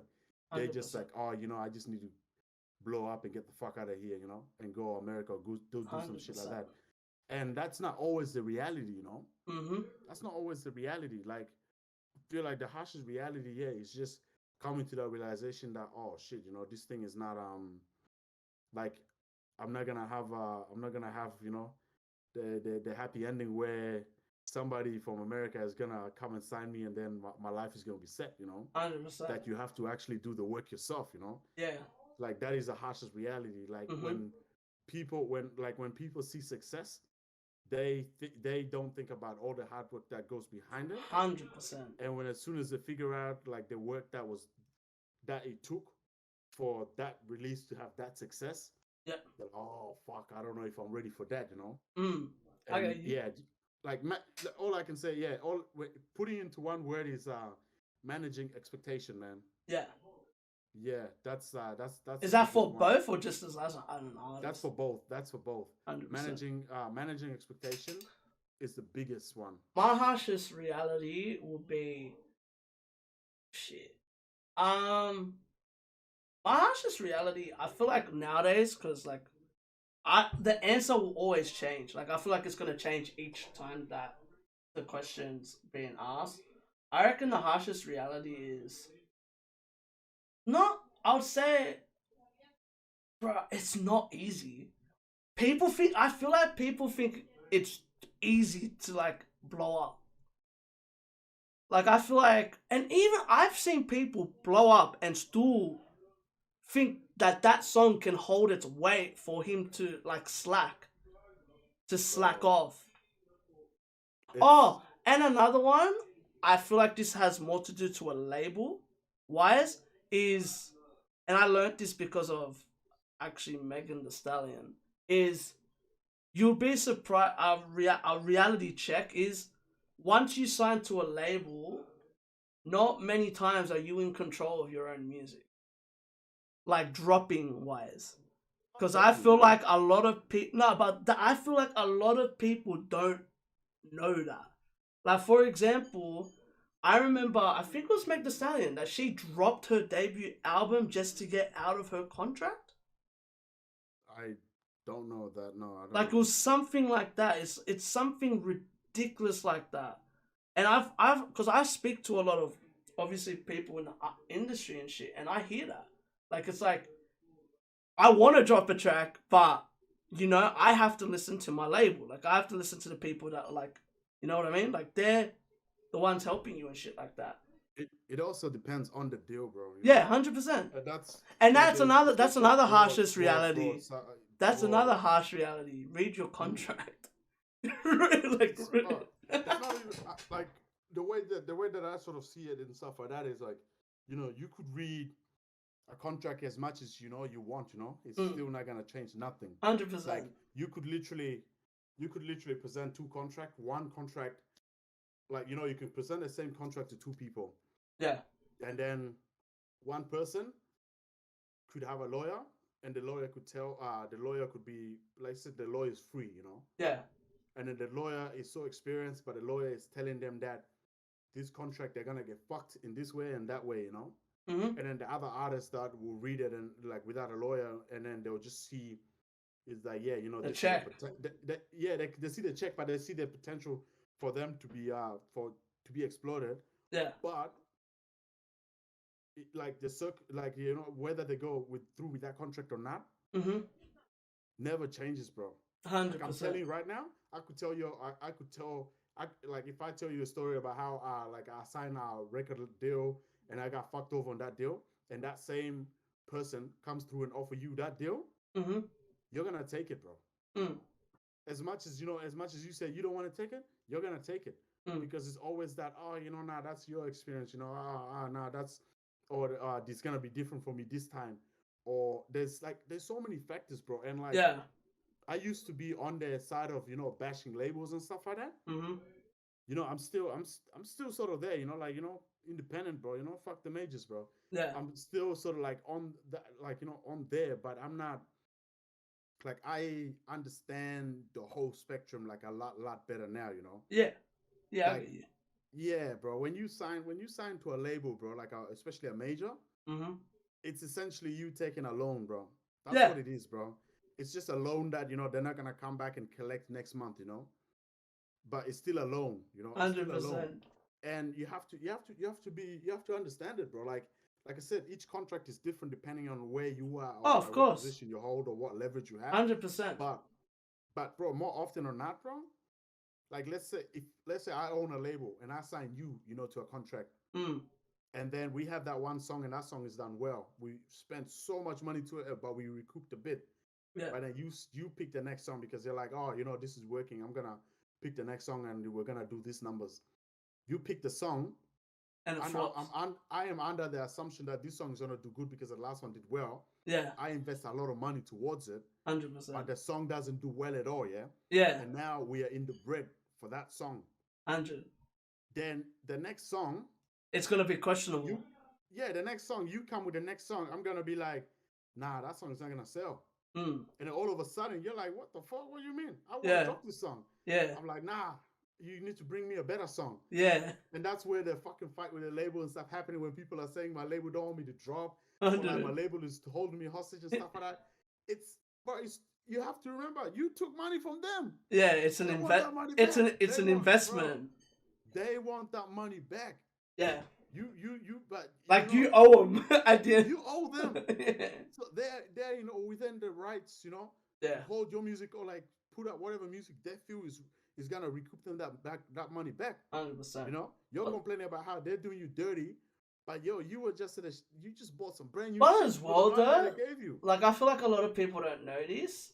I feel like this is another thing. Sometimes a track that you don't think's gonna go well could blow up.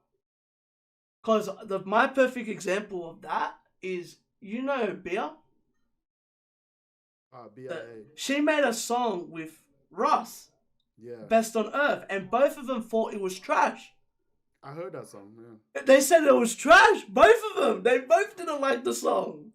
They dropped it, and that's it's one of their biggest songs. Even bro, but it's like but you never know, bro. You know what I mean? Like, Bro, every time like when somebody when like a song like that and everything, bro. yeah.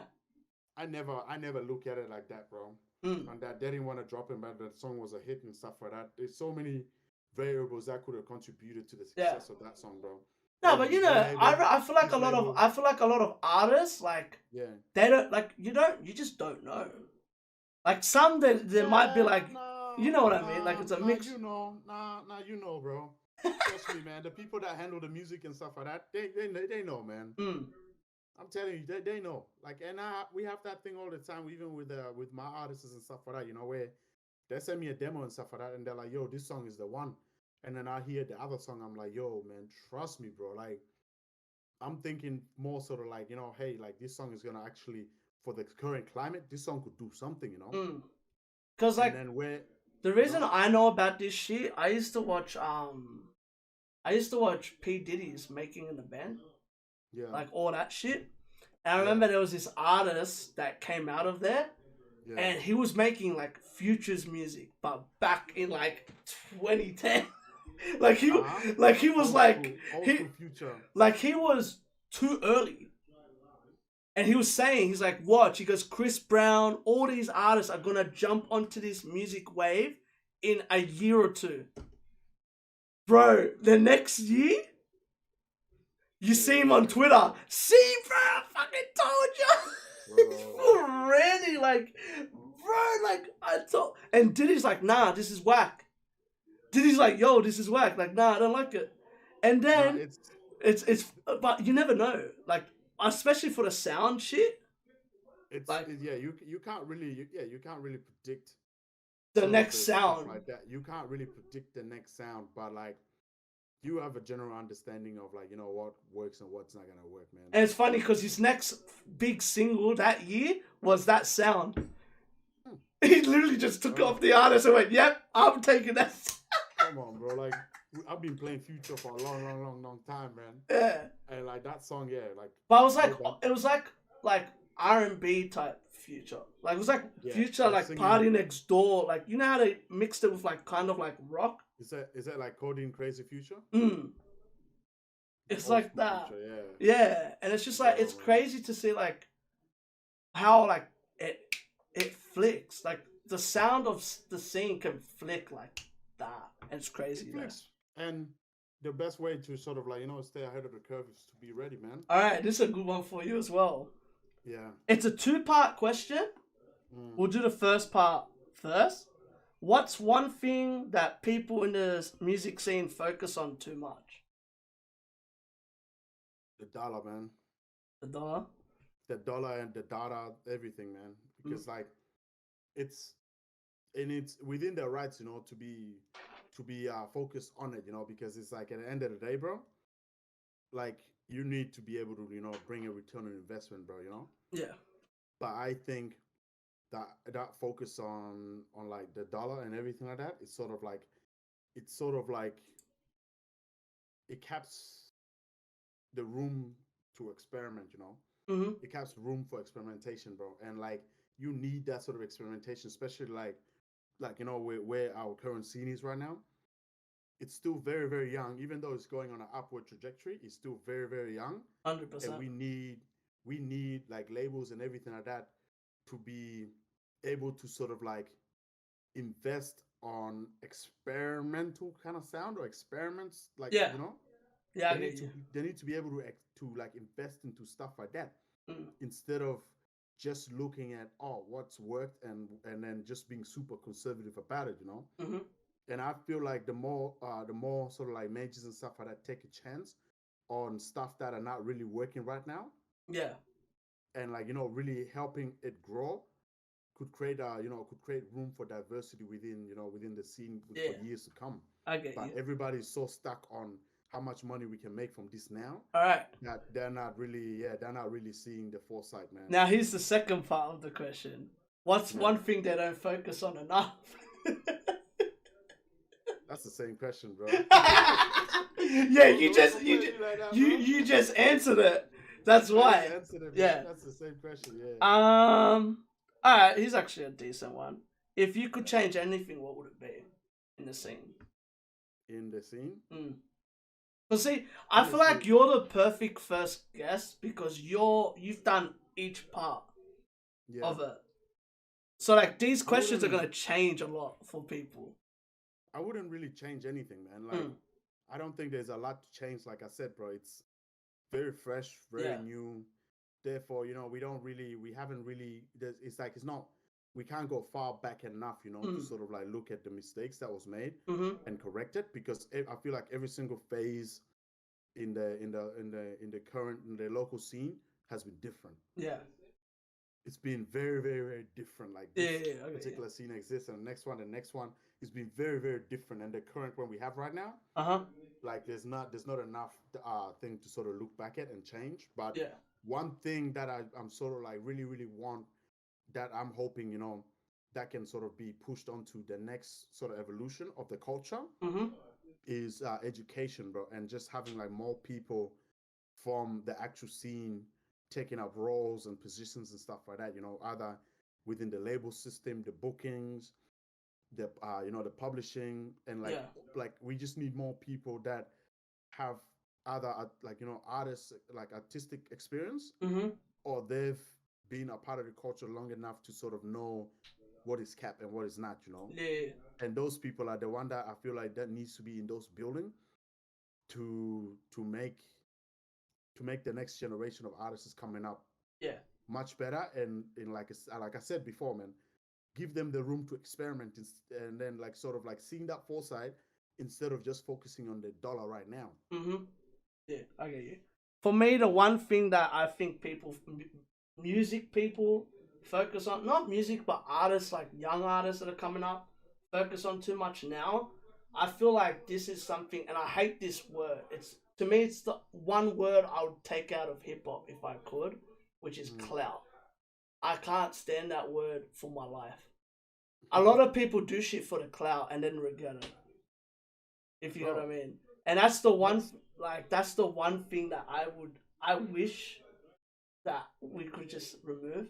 Like, because I feel like I don't know about that, bro. I'm gonna debate you on that, man.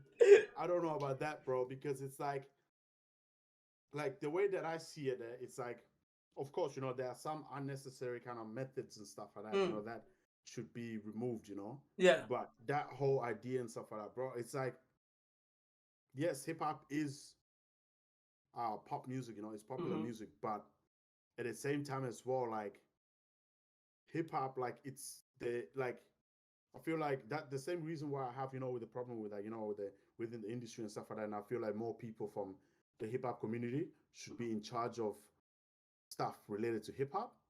It's because a lot of the channels that are sort of like, you know, like the gate or the bridge to the mainstream kind of audience. I get you. The bridge,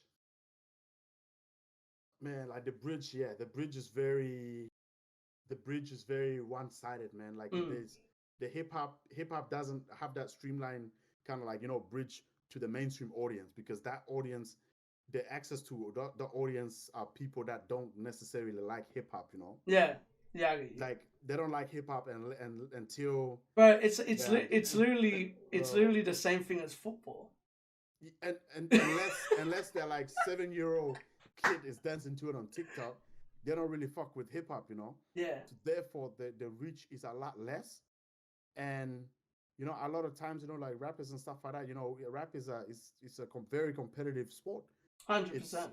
It's like it's just a market that exists that is very, very competitive. Yeah. And majority of time, in order for you to really stand out and like really pop out, is to bring attention, you know. You know, and that's where, like you said, the word quote unquote clout, you know, where it's a massive problem. Yeah. Where a lot of the people are doing ridiculous shit to get clout. Yeah. So that that clout converts to, you know, to attention on their music that ultimately convert to the dollar sign. Yeah. I get you. Yeah, so I feel like this is even better. You argued with me. Oh, not argued, but we discussed together. So that's even better. But like you can't really get rid of that clout, like, you know, quote unquote people looking for clout, because that is the promotional avenue. That is the easiest promotional avenue we have. We don't we unless you know unless I get what you mean. Unless we got that gate. Yeah. Unless we have that. Like you're right though, because that reminds me of like not the clout thing, but what you said about people being in the scene. Because like the perfect example of that is like football, right? Like when people like, it's like, for example, like a perfect example is like who you go for, right? You go for Chelsea, right? Yeah. Right? And And all day. the one thing that what I like about your owner is he will hire football people to do his job. Yeah. And that's where your point about the music thing stands. It's like, instead of hiring someone that really doesn't listen or even come from that sound, it's like you won't, like what you said, they won't be looking for that. They'll be looking for like a mad different sound. Like, for example, if they like pop, they'll be looking for like a pop sound. You know what I mean? Exactly, man. And that's where having a fellow artist, as long as the fellow artist doesn't hold grudges or anything, like as if he's cool with it and he's like, he wants to see other people win, and as well will teach them the ways to win, that's a good like thing to have, if you know what I mean. No, definitely. No, I think it's more, more sort of like, like you said, if there is, it's almost like It's passing the torch, kind of. not necessarily, like, but you know what I mean, that is like a part of it. Yeah. That is a part of it as well. But like, it's like where I was coming from is more sort of like, hey, if there's 20 A&Rs in a major AM, and only one of them is a hip hop artist, guess what, man? There's probably gonna be, out of their 100 artists that is under the roster, 5 to 10 will be hip hop artists. Everybody, like 90% of it will be something else, you know. Yeah, I get you. Yeah. And then if that one person, that is the A&R out of the 10 is somebody who really don't really like hip hop, but they worked in a hip hop space before, and they're just sort of like filling in that gap. Yeah. Then of course they're gonna look for like, while the other 9 go look for something else, that one will maybe get one hip hop artist and it will look for another one, you know, Yeah, something else in another genre. Yeah. And it's gonna be taking places instead of for the hip hop artists that are supposed to come in. But if you have like that one person is 100% hip hop, then out of the 100 artists that they have on a roster, 10 of them are gonna be hip hop artists. Yeah. And then when you add one more hip hop person in the A&R team and make it 2 out of 10, you got 20 people. From the hip hop scene. I get you. I feel like we just need more people like that are gonna be on the ground level enough to sort of like understand the culture, where the culture is moving, and really back it up all the way in those offices where people are discussing. And as well, I feel like a good thing to have, like, even that is even one that is willing to take risk. Yeah. Because I feel like a lot that like I've seen for like music industry type stuff is what you said. A lot of them aren't willing to take the leap of going, you know what? Like I read a post the other day, right? About, was it Edge? I think it was Edge. Have you heard of Edges? No, I don't think so. Edges is like, he does like gigs and stuff like that. He has like his own company, Swanky Ray, and Big Love and stuff like that, right? And you remember how everyone was talking about the model industry, about that fashion week? No. There was like a fashion week or something like that in Melbourne, I think, or in Sydney. And he was like, because you know how like a lot of people, they're like, oh, there should be like more awards like focusing on like hip hop and all that stuff, and like giving like people parts like in the culture. Yeah. And what's crazy is he contacted me the other week about it, and he was like, bro, he goes, instead of like everyone asking to like you know, like demanding like hire people up to like do something about it, it's like, why don't you do something about it? Like, exactly, and he's like, bro, let's start our own fashion week. Fuck it, let's start our own, bro. And then the people that own the other one will come and buy you out. You know how it is. Exactly, man. It's crazy though. That's why it's. But you do, like you said, bro. Like, you know, instead of complaining about that particular person, if you go and make your own, It's like me, bro. I used to complain about reactors not reacting to the artists that I like. So I'm like, you know what? Fuck it. I'm starting my own. Exactly. feel that market, bro. Feel that gap, man.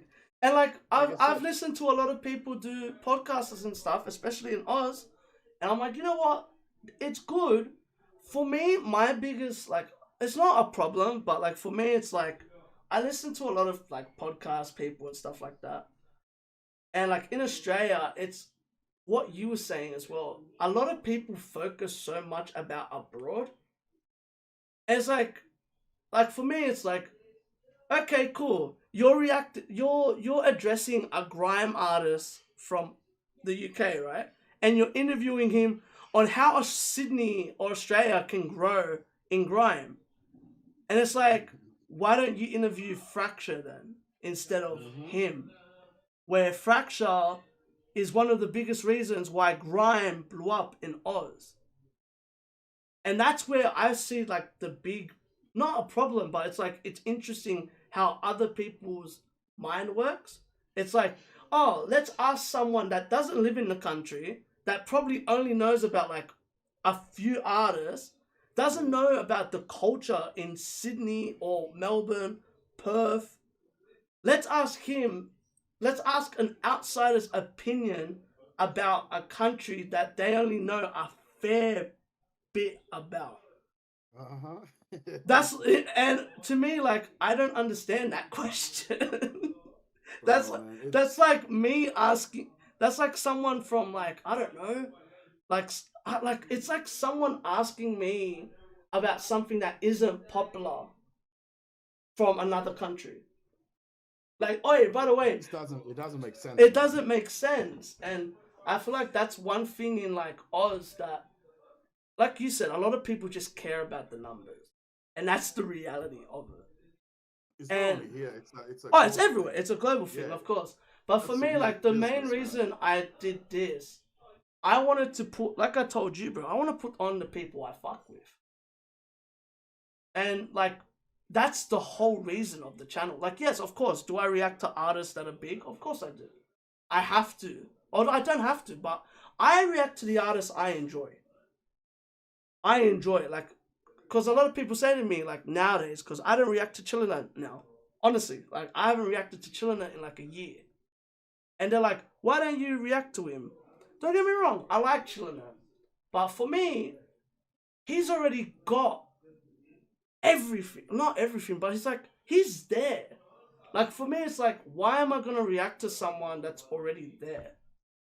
Like, I don't see the point of it anymore. Like, and as well, to be honest, I don't really like his music anymore. I feel like it's very repetitive.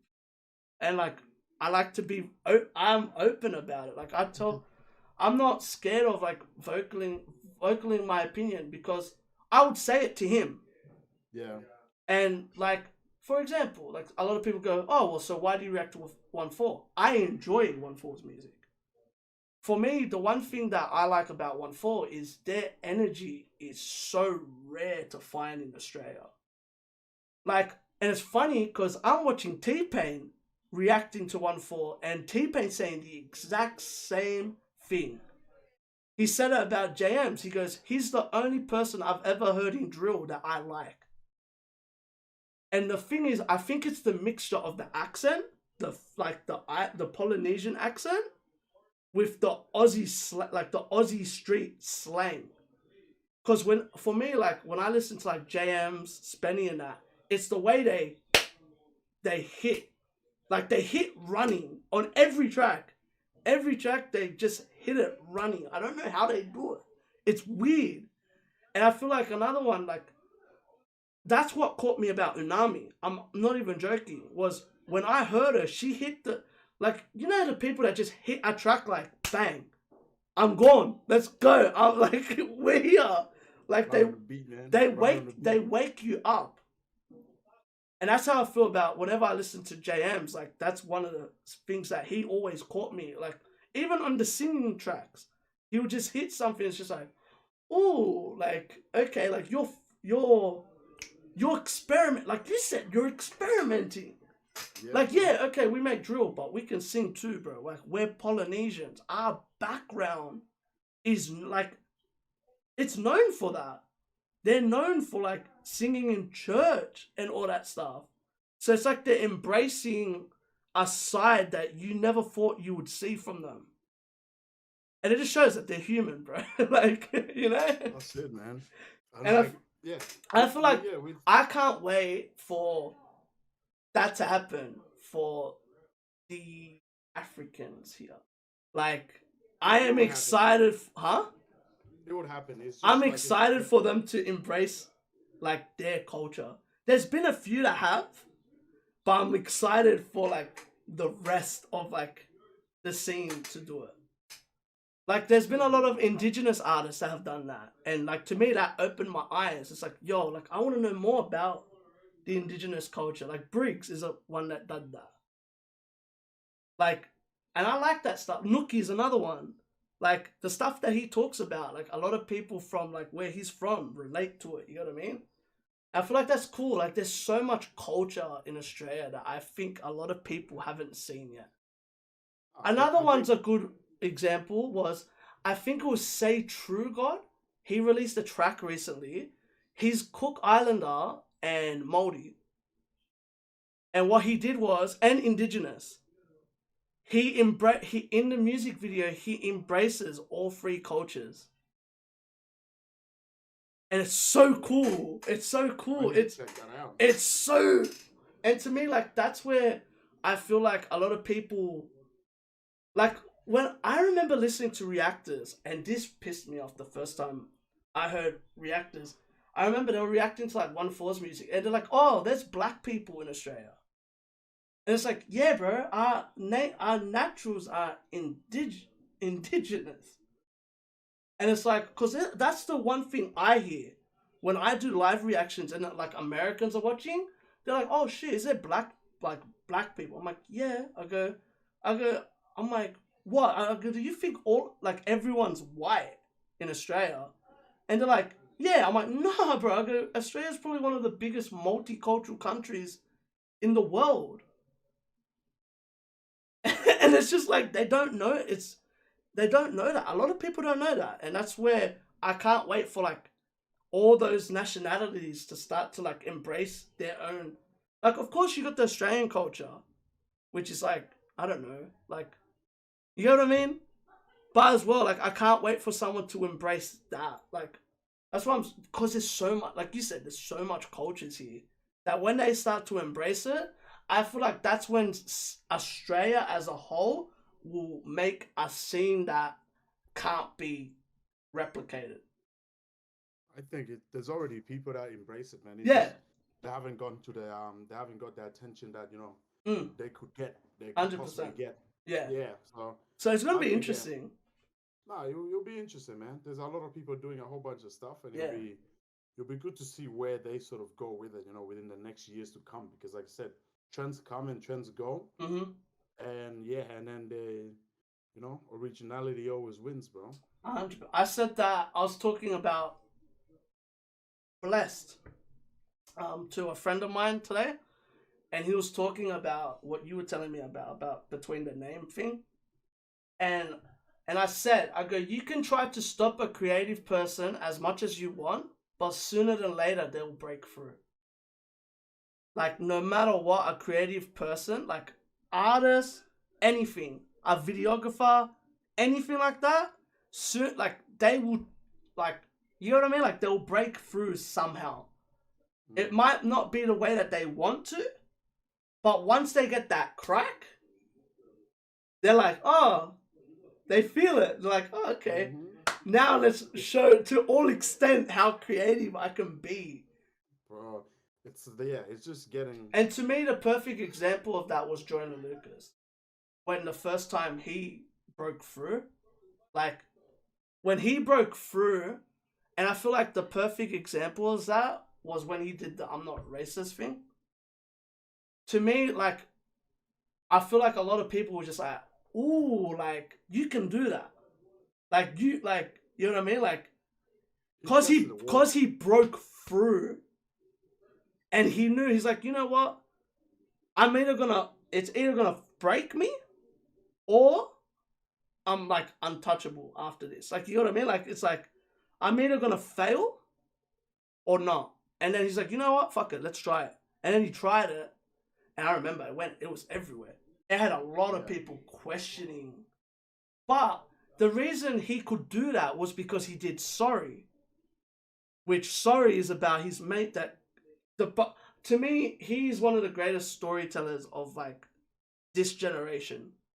The fact that he could do the side of someone committing suicide and like it's the letter of that person, and as well doing the real reaction of a person that like was a friend or a family member of theirs. Like the reality of like he goes, to me the bar that stands out on that track is, if you had the chance, would you do it all again? Was it all worth it? Like, are you happy that you did it? And that's a question that a lot of people like that have lost people to suicide will ask. Like while like they're at the like, what do you call that thing? The when they're looking at the casket. I don't know the word for that one. You know what I'm talking about, though, yeah? Yeah, I know. And it's like the one chance like you get to like you get the reality of like the person's like dead, and like the question like, and it's like an interesting question. It's like, yo, like, are you happy like that happened? Like, of course he's not getting a response, but it's like, I feel like that's a real human response of like, I bet you even family members think that, like, is he happy that he's gone? Because that's a question, like, and it's a very sensitive topic, but it's amazing how he embraced it. Definitely, man. And like, to me, that was like one of the most creative things like I've ever seen from like an artist. It's like, even like with Tupac's like Dear Mama and stuff like that. Like, it's the stuff that changed the scene in general. Like, it's a part of the scene that is just like, oh, like even Kanye with Runaway. Oh, we can make a 12-minute song, a 12-minute music video, a 24-hour minute. Make enough money, you can do anything with it, man. For real, man. You just make enough money that whatever you try to do is not too crazy, man. Yeah. And I feel like that's what you were saying, where like once you get your foot through, you'll be surprised how much stuff you can actually try and maybe get away with. Maybe that's it, you know. And if you don't get away with it, if you try to experiment with the sound and it doesn't work well, hey, bro. But as well, don't be mad at the ones that are actually doing it, the ones that are actually breaking through. Exactly, man. Don't judge the people trying different sounds and different stuff, bro.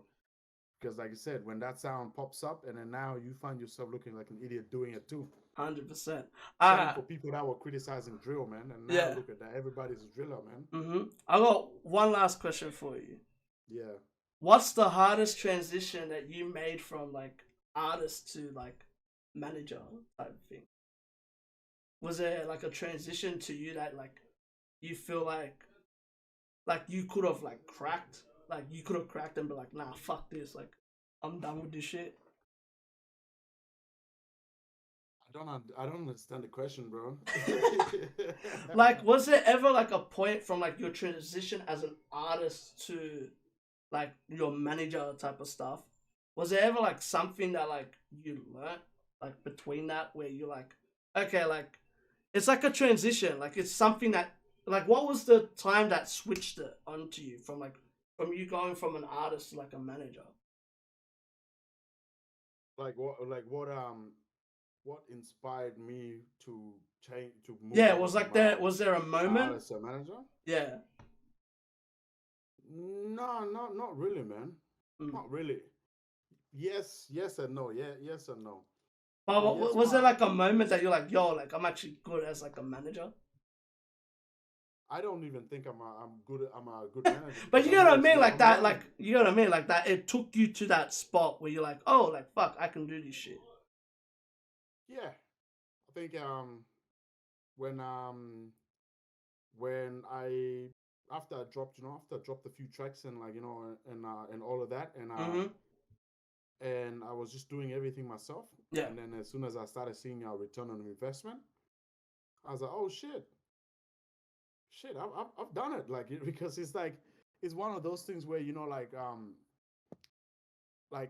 when early on when you're making music and then you're you're waiting for something to happen, somebody to come and get you, or just something like that, something magical to happen that's gonna make you the artist that you want to be. Yeah. But then when that never comes, Mm-hmm. and then you sort of like start to learn everything by yourself, Yeah. and then to the point where you know enough, and what you used to think that was impossible about like a year or two ago, Mm-hmm. you're actively doing it right now. Mm-hmm. And then you just look, you're like, oh shit, these people, the one that was sort of like, like, come on, man, we all been in the position where, we're asking like, yo, how did you do that? Or how did you do that? Mm-hmm. And a lot of people just give generic ass answers or make it sound like this fucking grand shit, like Yeah. how they just cracked, the biggest puzzle, the biggest code, Yeah. like on some tough cunt shit. Like, they make it seem like it's like some magical shit, Yeah. And then when you figure out, oh, no, it's not really magic like that. It's just A that moment. and that and that. Yeah, Yeah. no, just doing that. You just put in work and then get that and that and that. Mm-hmm. You're gonna get a result. Yeah. And yeah, you're like, oh shit, this is not as hard as I thought. Mm. And then apply it to myself. I see success, and I'm like, shit, man, who can I help now? Yeah. It was literally that. That was the switch. Like, That's crazy. I know all this knowledge. Yeah. How can I be of use to somebody? Like, Yeah. what can I do to help somebody now? Mm-hmm. And that's where the work with Switch Music started, where I saw potential. Mm-hmm. I hit him up. I was like, yo, I think you guys are very talented. How can I help? Yeah. They sent me a whole bunch of demos. Mm-hmm. I heard Jigger. I heard Blow. I was like, yo, these songs are these two are my favorite from the whole track list. Mm-hmm. And they're like, yeah, we're shooting a video for Jigger like next week. Mm-hmm. I was like, I like work. Yeah. And then That's mad. do a promo for that. Yeah. And literally, I just did what I did. That's crazy. And they were so happy with the result. They're like, yo, we want you to be a manager. Bro. And up until then, I never really thought of myself as a manager or anything like that. Yeah. And then, when they're like, no, we want you, man. We trust you, and we want you to be a manager. And I was like, fuck it, let's go on this adventure. Yeah. Go. Yeah, I get you. And that was the switch, man. Mm. That was a switch from where I was like, look, I'm more than just an artist, Yeah. And like, what can I do to contribute to the culture and to help the next people coming up? Fucking hell, that's sick. I actually like that a lot. Yeah. I thought that was the last question, but I actually have one more because I just found it. Yeah. What did you learn from 2020? Because of what's going on now. From 2020. Nothing is for certain, man. Because I feel like that's a big question. I feel like what happened last year literally stopped, even now, it stopped everything. Bro, the amount of time due dates on calendars and everything changed, bro. Mm-hmm. Fuck me, man. Like, bro, that shit. It's just life is a whole bunch of uncertainty, man, and you just have to fill the blanks, where blanks is needed, man. Yeah. Like, and it's made me a much better planner as well. Mm-hmm. Before I used to just be like, yo, we're gonna do this, and on this day, yeah, and that's that. Whereas now I'm always planning for just in case it fails. Yeah, exactly. And I'm planning things out ahead in time.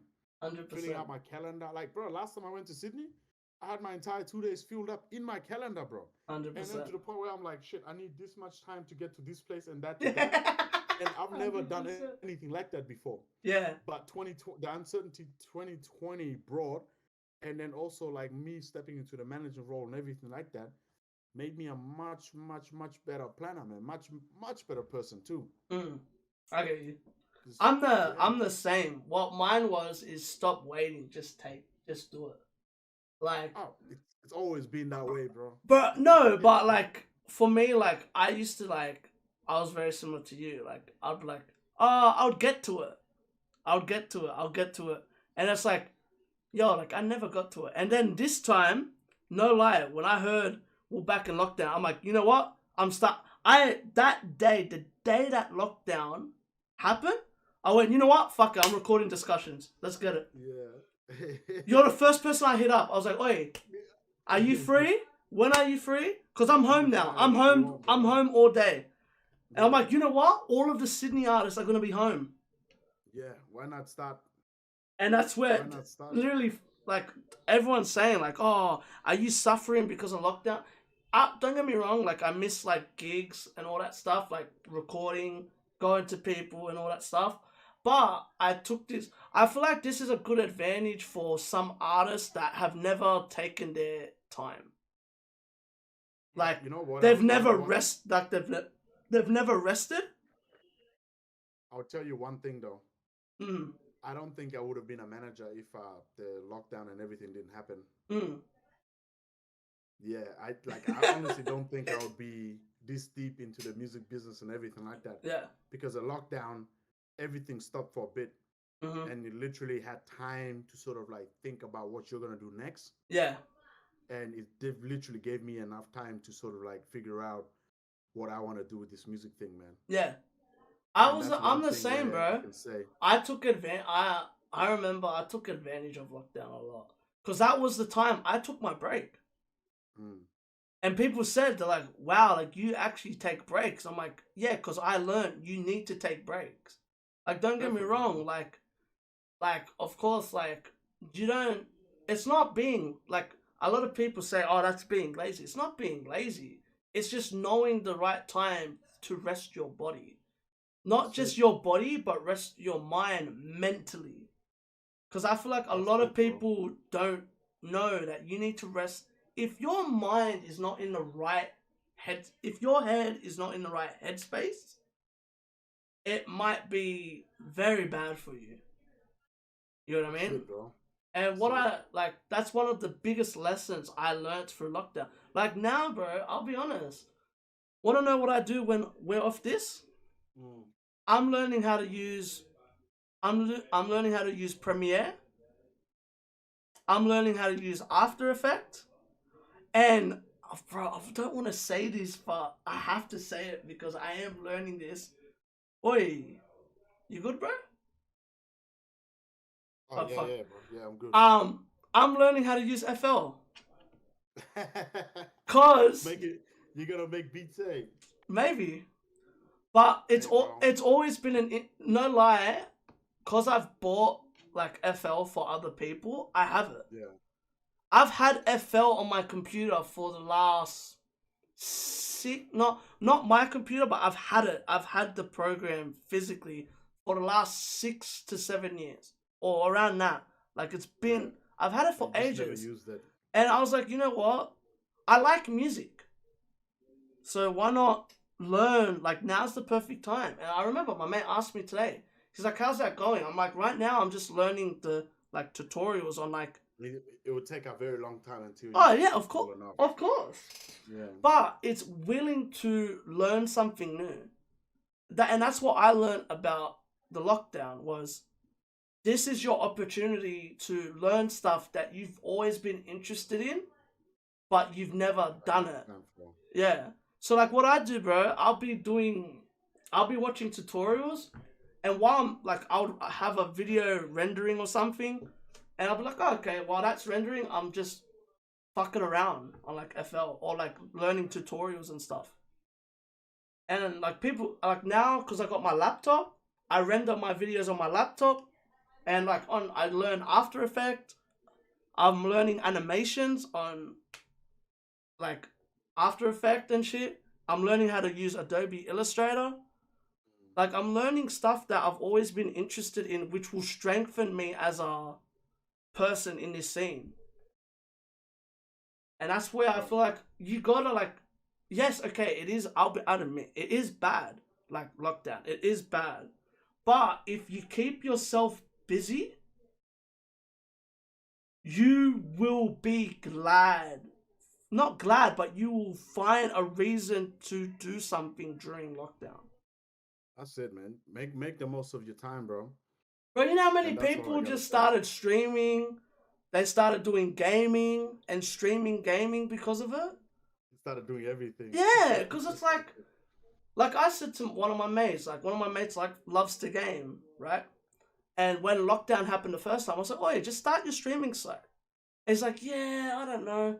he likes to play FIFA, and like he likes to play games. And I'm like, bro, just start. I go start using Twitch. I'm like, what's the worst thing that could happen? What you start? I go, of course you're gonna start off with low amount of views. He's like, yeah. 3 months into lockdown, he messages me and goes, bro, I just got partnered with Twitch. Bro, like what? Just like that, bro. Yeah. Just like that, man. And I said to him, I'm like, and now he's literally a Twitch partner. Like he gets paid off Twitch, and he literally quit his job because of Twitch. He took so much advantage of that. Cause bro, what are you gonna do every day? Like, what do you like? Unless you're like an artist or something that like make music or something, like it's a creative thing.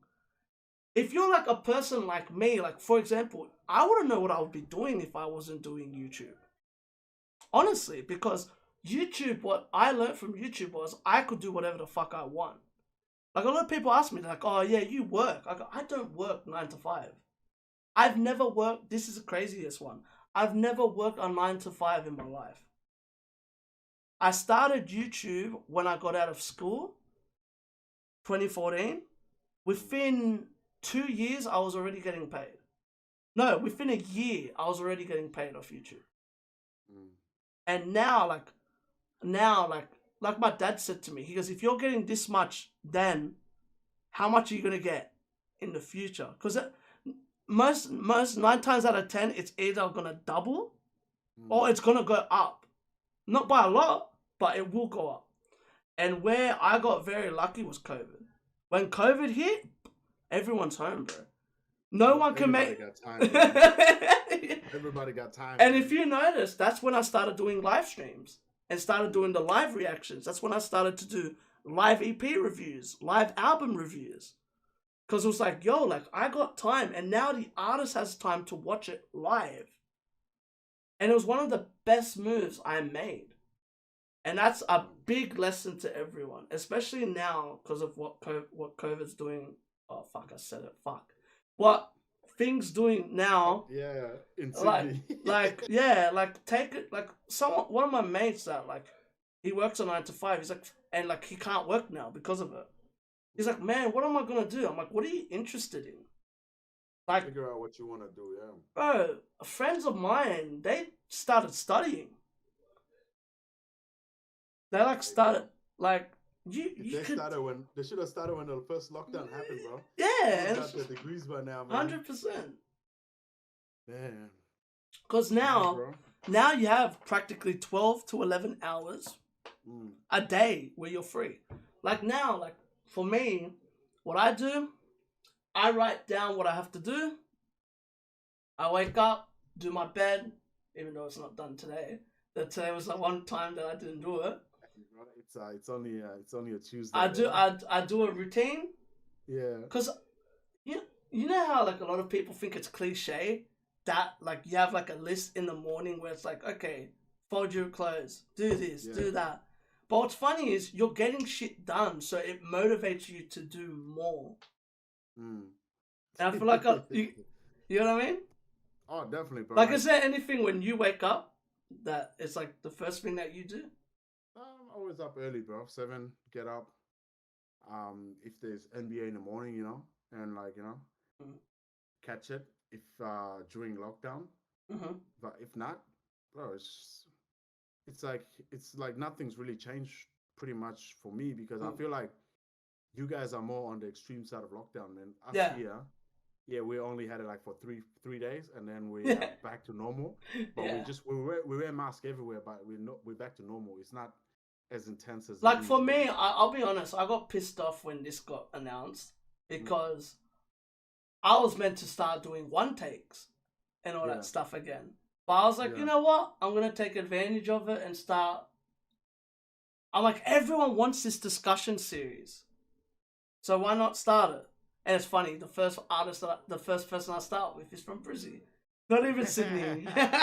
Bro, if you were in Brisbane, it would have been like, bro, I would have definitely like hit up a few of the studios that the homies owned, and would have just done like a sit down, man. Bro, I'm for sure. I need people to know this. This is practically an announcement for artists that live in like Queensland and stuff. I'm for sure going there sometime. Whenever this shit clears out, I'm meant to be going there at the end of the year. Bro, that's my goal. I want to go to Brisbane at the end of the year. I don't know. No, I don't think a big sound is gonna happen this year because of the whole corona. But that would have been a nice one, bro.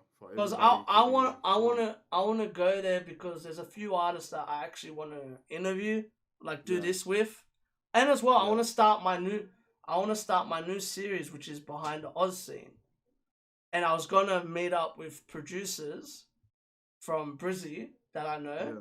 For example, the one that I really wanted to meet up with was Dimes, who works with Amor, Lissy, who works with all those boys. And I feel like, because they treat me like family, like literally, like they're the people that check up on me daily. They check up on me and be like, oh, like, how you going? Like, how's this lockdown? Like, is it affecting you in any way? And like, to me, like, I was like, wow, like, bro, I've never felt that type of love from another country. Or not another country, but another state. City. Yeah, like another city. State, yeah. And it's like, bro, like, that's mad. Like, to know that there's people that, like, actually, it's not just business. Nah, bro. Like, one thing you find as well is like, bro, like, when you get the chance, bro, go to Perth as well and like go places, yeah. Yeah. And you'll be surprised by the amount of people that will genuinely show love. It'll be like, oh shit, I know who you are. Yeah. It's like that. My first experience of that was when I went to Melbourne. Actually, wait, no. My first experience of that, it's not even a different state. I went to Bega. Where's that? Like, South Coast. Like, I don't know. Towards Melbourne ways. Like, it's just like it's near Melbourne. It's not even that far from Melbourne. But it's still in Sydney. Oh, sorry, it's still in New South Wales. I went there, bro. Almost everyone that was like within my age or younger knew who I was. Bro. And they're like, oh, yo, SV. I was like, what the fuck? Like, it's cool. Bro. And when I went to Melbourne, same thing. Like, the coolest experience I ever had was, it was actually here in Sydney. It was in my hometown. This was before I started doing reactions. I used to do gaming and stuff like that. I used to play like Fort and all that stuff. Yeah. And a little kid, like probably around 6, 7, 8, me and my mum were going to the dentist, and the kid spotted me and bolted to me, like crying. And I was like, what the hell? And he's like, yo, and he's like mumbling. And and I'm thinking, this was my first ever experience with like a fan. Yeah. And I'm like, bro, this kid's just tripping out. And he's like, yo, SP. I was like, oh, he finally got the word out, like what he was trying to say. Yeah. And I'm like, rah. I'm like, yeah. And he's like, you play Fortnite? And I was like, yeah, I do. And he's like, oh, can I get a picture with you? I was like, what the hell? I was like, it was like such a young, like, but you know what I mean? It's such a young person that, but not even this, bro. I never used video. So he recognized me by my voice talking to my mom. Like, that's next level. No, like, that's next level, man. That's like, you know, like, that's next level. Like, and what's funny is another experience of this was my mate's girlfriend now. He's dating this chick, right? Her brother-in-law, who's like 6, 7, is watching a video. And like, we're all on a group conversation talking to each other. And I recognize this guy's voice. And it was me. It was me talking on a video. You're like, yo, you listen to me. I'm like, hey, I say to my mate's missus, I'm like, hey, what's he watching? And she's like, oh, just some YouTubers. And I'm like, I go, no. I think he's watching us, like an old video of us from 3 years ago. And she's like, nah, no way. And I'm like, well, why can I hear my voice? I go, I'm not talking. And she's like, oh, I'll go and look. And she looked. It was our first ever Fortnite video from 4 years ago. And I'm not even joking. It's the first Fortnite video that ever dropped out of multiplayer. Shit. Not even joking. Like, the fact that I know that is crazy. But I know it because I remember searching up to see if anyone dropped anything. And no one dropped anything at that time about Fortnite. And it's just like, it's just that and I said to my mate, I go, no wonder why she likes your voice. Her fucking brother-in-law's been watching you for the last 3 years. I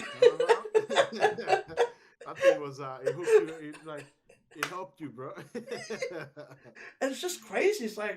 It's just crazy like that happens, bro. It's like you never expect it. Like a big thing for me, my biggest probably thing, especially that I did for Oz, was my first reaction to Kid Laroi. I was the first person to react to Kid Laroi. I reacted to his album, the 15 with a Dream, 2 or 3 years ago. And what's funny is, I mentioned on that live stream, on that video, I'm like, watch him start working with like the biggest US artists in the scene. I go, this guy is gonna be you could tell, bro. If you if you heard 15 with a Dream, like you can tell he's got that potential of like you could tell. And I remember saying that, and it's just funny to see where he is now. Like, it's ridiculous. I don't think anybody predicted that, man. I did. Like nobody would have predicted it. No, like really see to what's happening right now. Like, bro, I literally say I could see this guy working with Bieber in the future. Yeah. It's what he signed to him, cuz. Hey, bro. He's got Bieber, man. He got Bieber on the track, man. He isn't just working with me, bro. He's signed to the guy. And people were like, bro, you're like, you predicted this shit. Like, what the hell? It's just insane because it's like, it's just crazy, man. It's crazy. There's so many artists that I bet a lot of people predicted it, but they never said it on record. Nah. And you know, like I said, those things is on record now, bro. Like retitled our video, you know, first ever Laroi reaction. Yeah. Yeah, bro. That because I remember Laroi said that to me. He's like, you're the first person to react to me. And what's funny is I did that for another artist, but a US artist. I don't know if you ever heard of 070 Shake? No, I don't. Alright, this chick, she has a crew. And like they made like a mad crew together and stuff. And now she's signed to Good Music. Like 070 Shake, yeah? Yeah. And she was featured on Nas's album and Pusha T's last album. Oh, I've seen this name before. Yeah, I've seen her name before. And what's funny is I was the first person to react to her ever. Like from Oz, US, all that. And it's crazy, like, and that's why I got into the music. That's why I got into doing reactions. Because I started reacting to people hella early. And like that's like my proudest achievement. Another one was Chipmunk. I didn't react to him, but I've listened to Chip since his first album.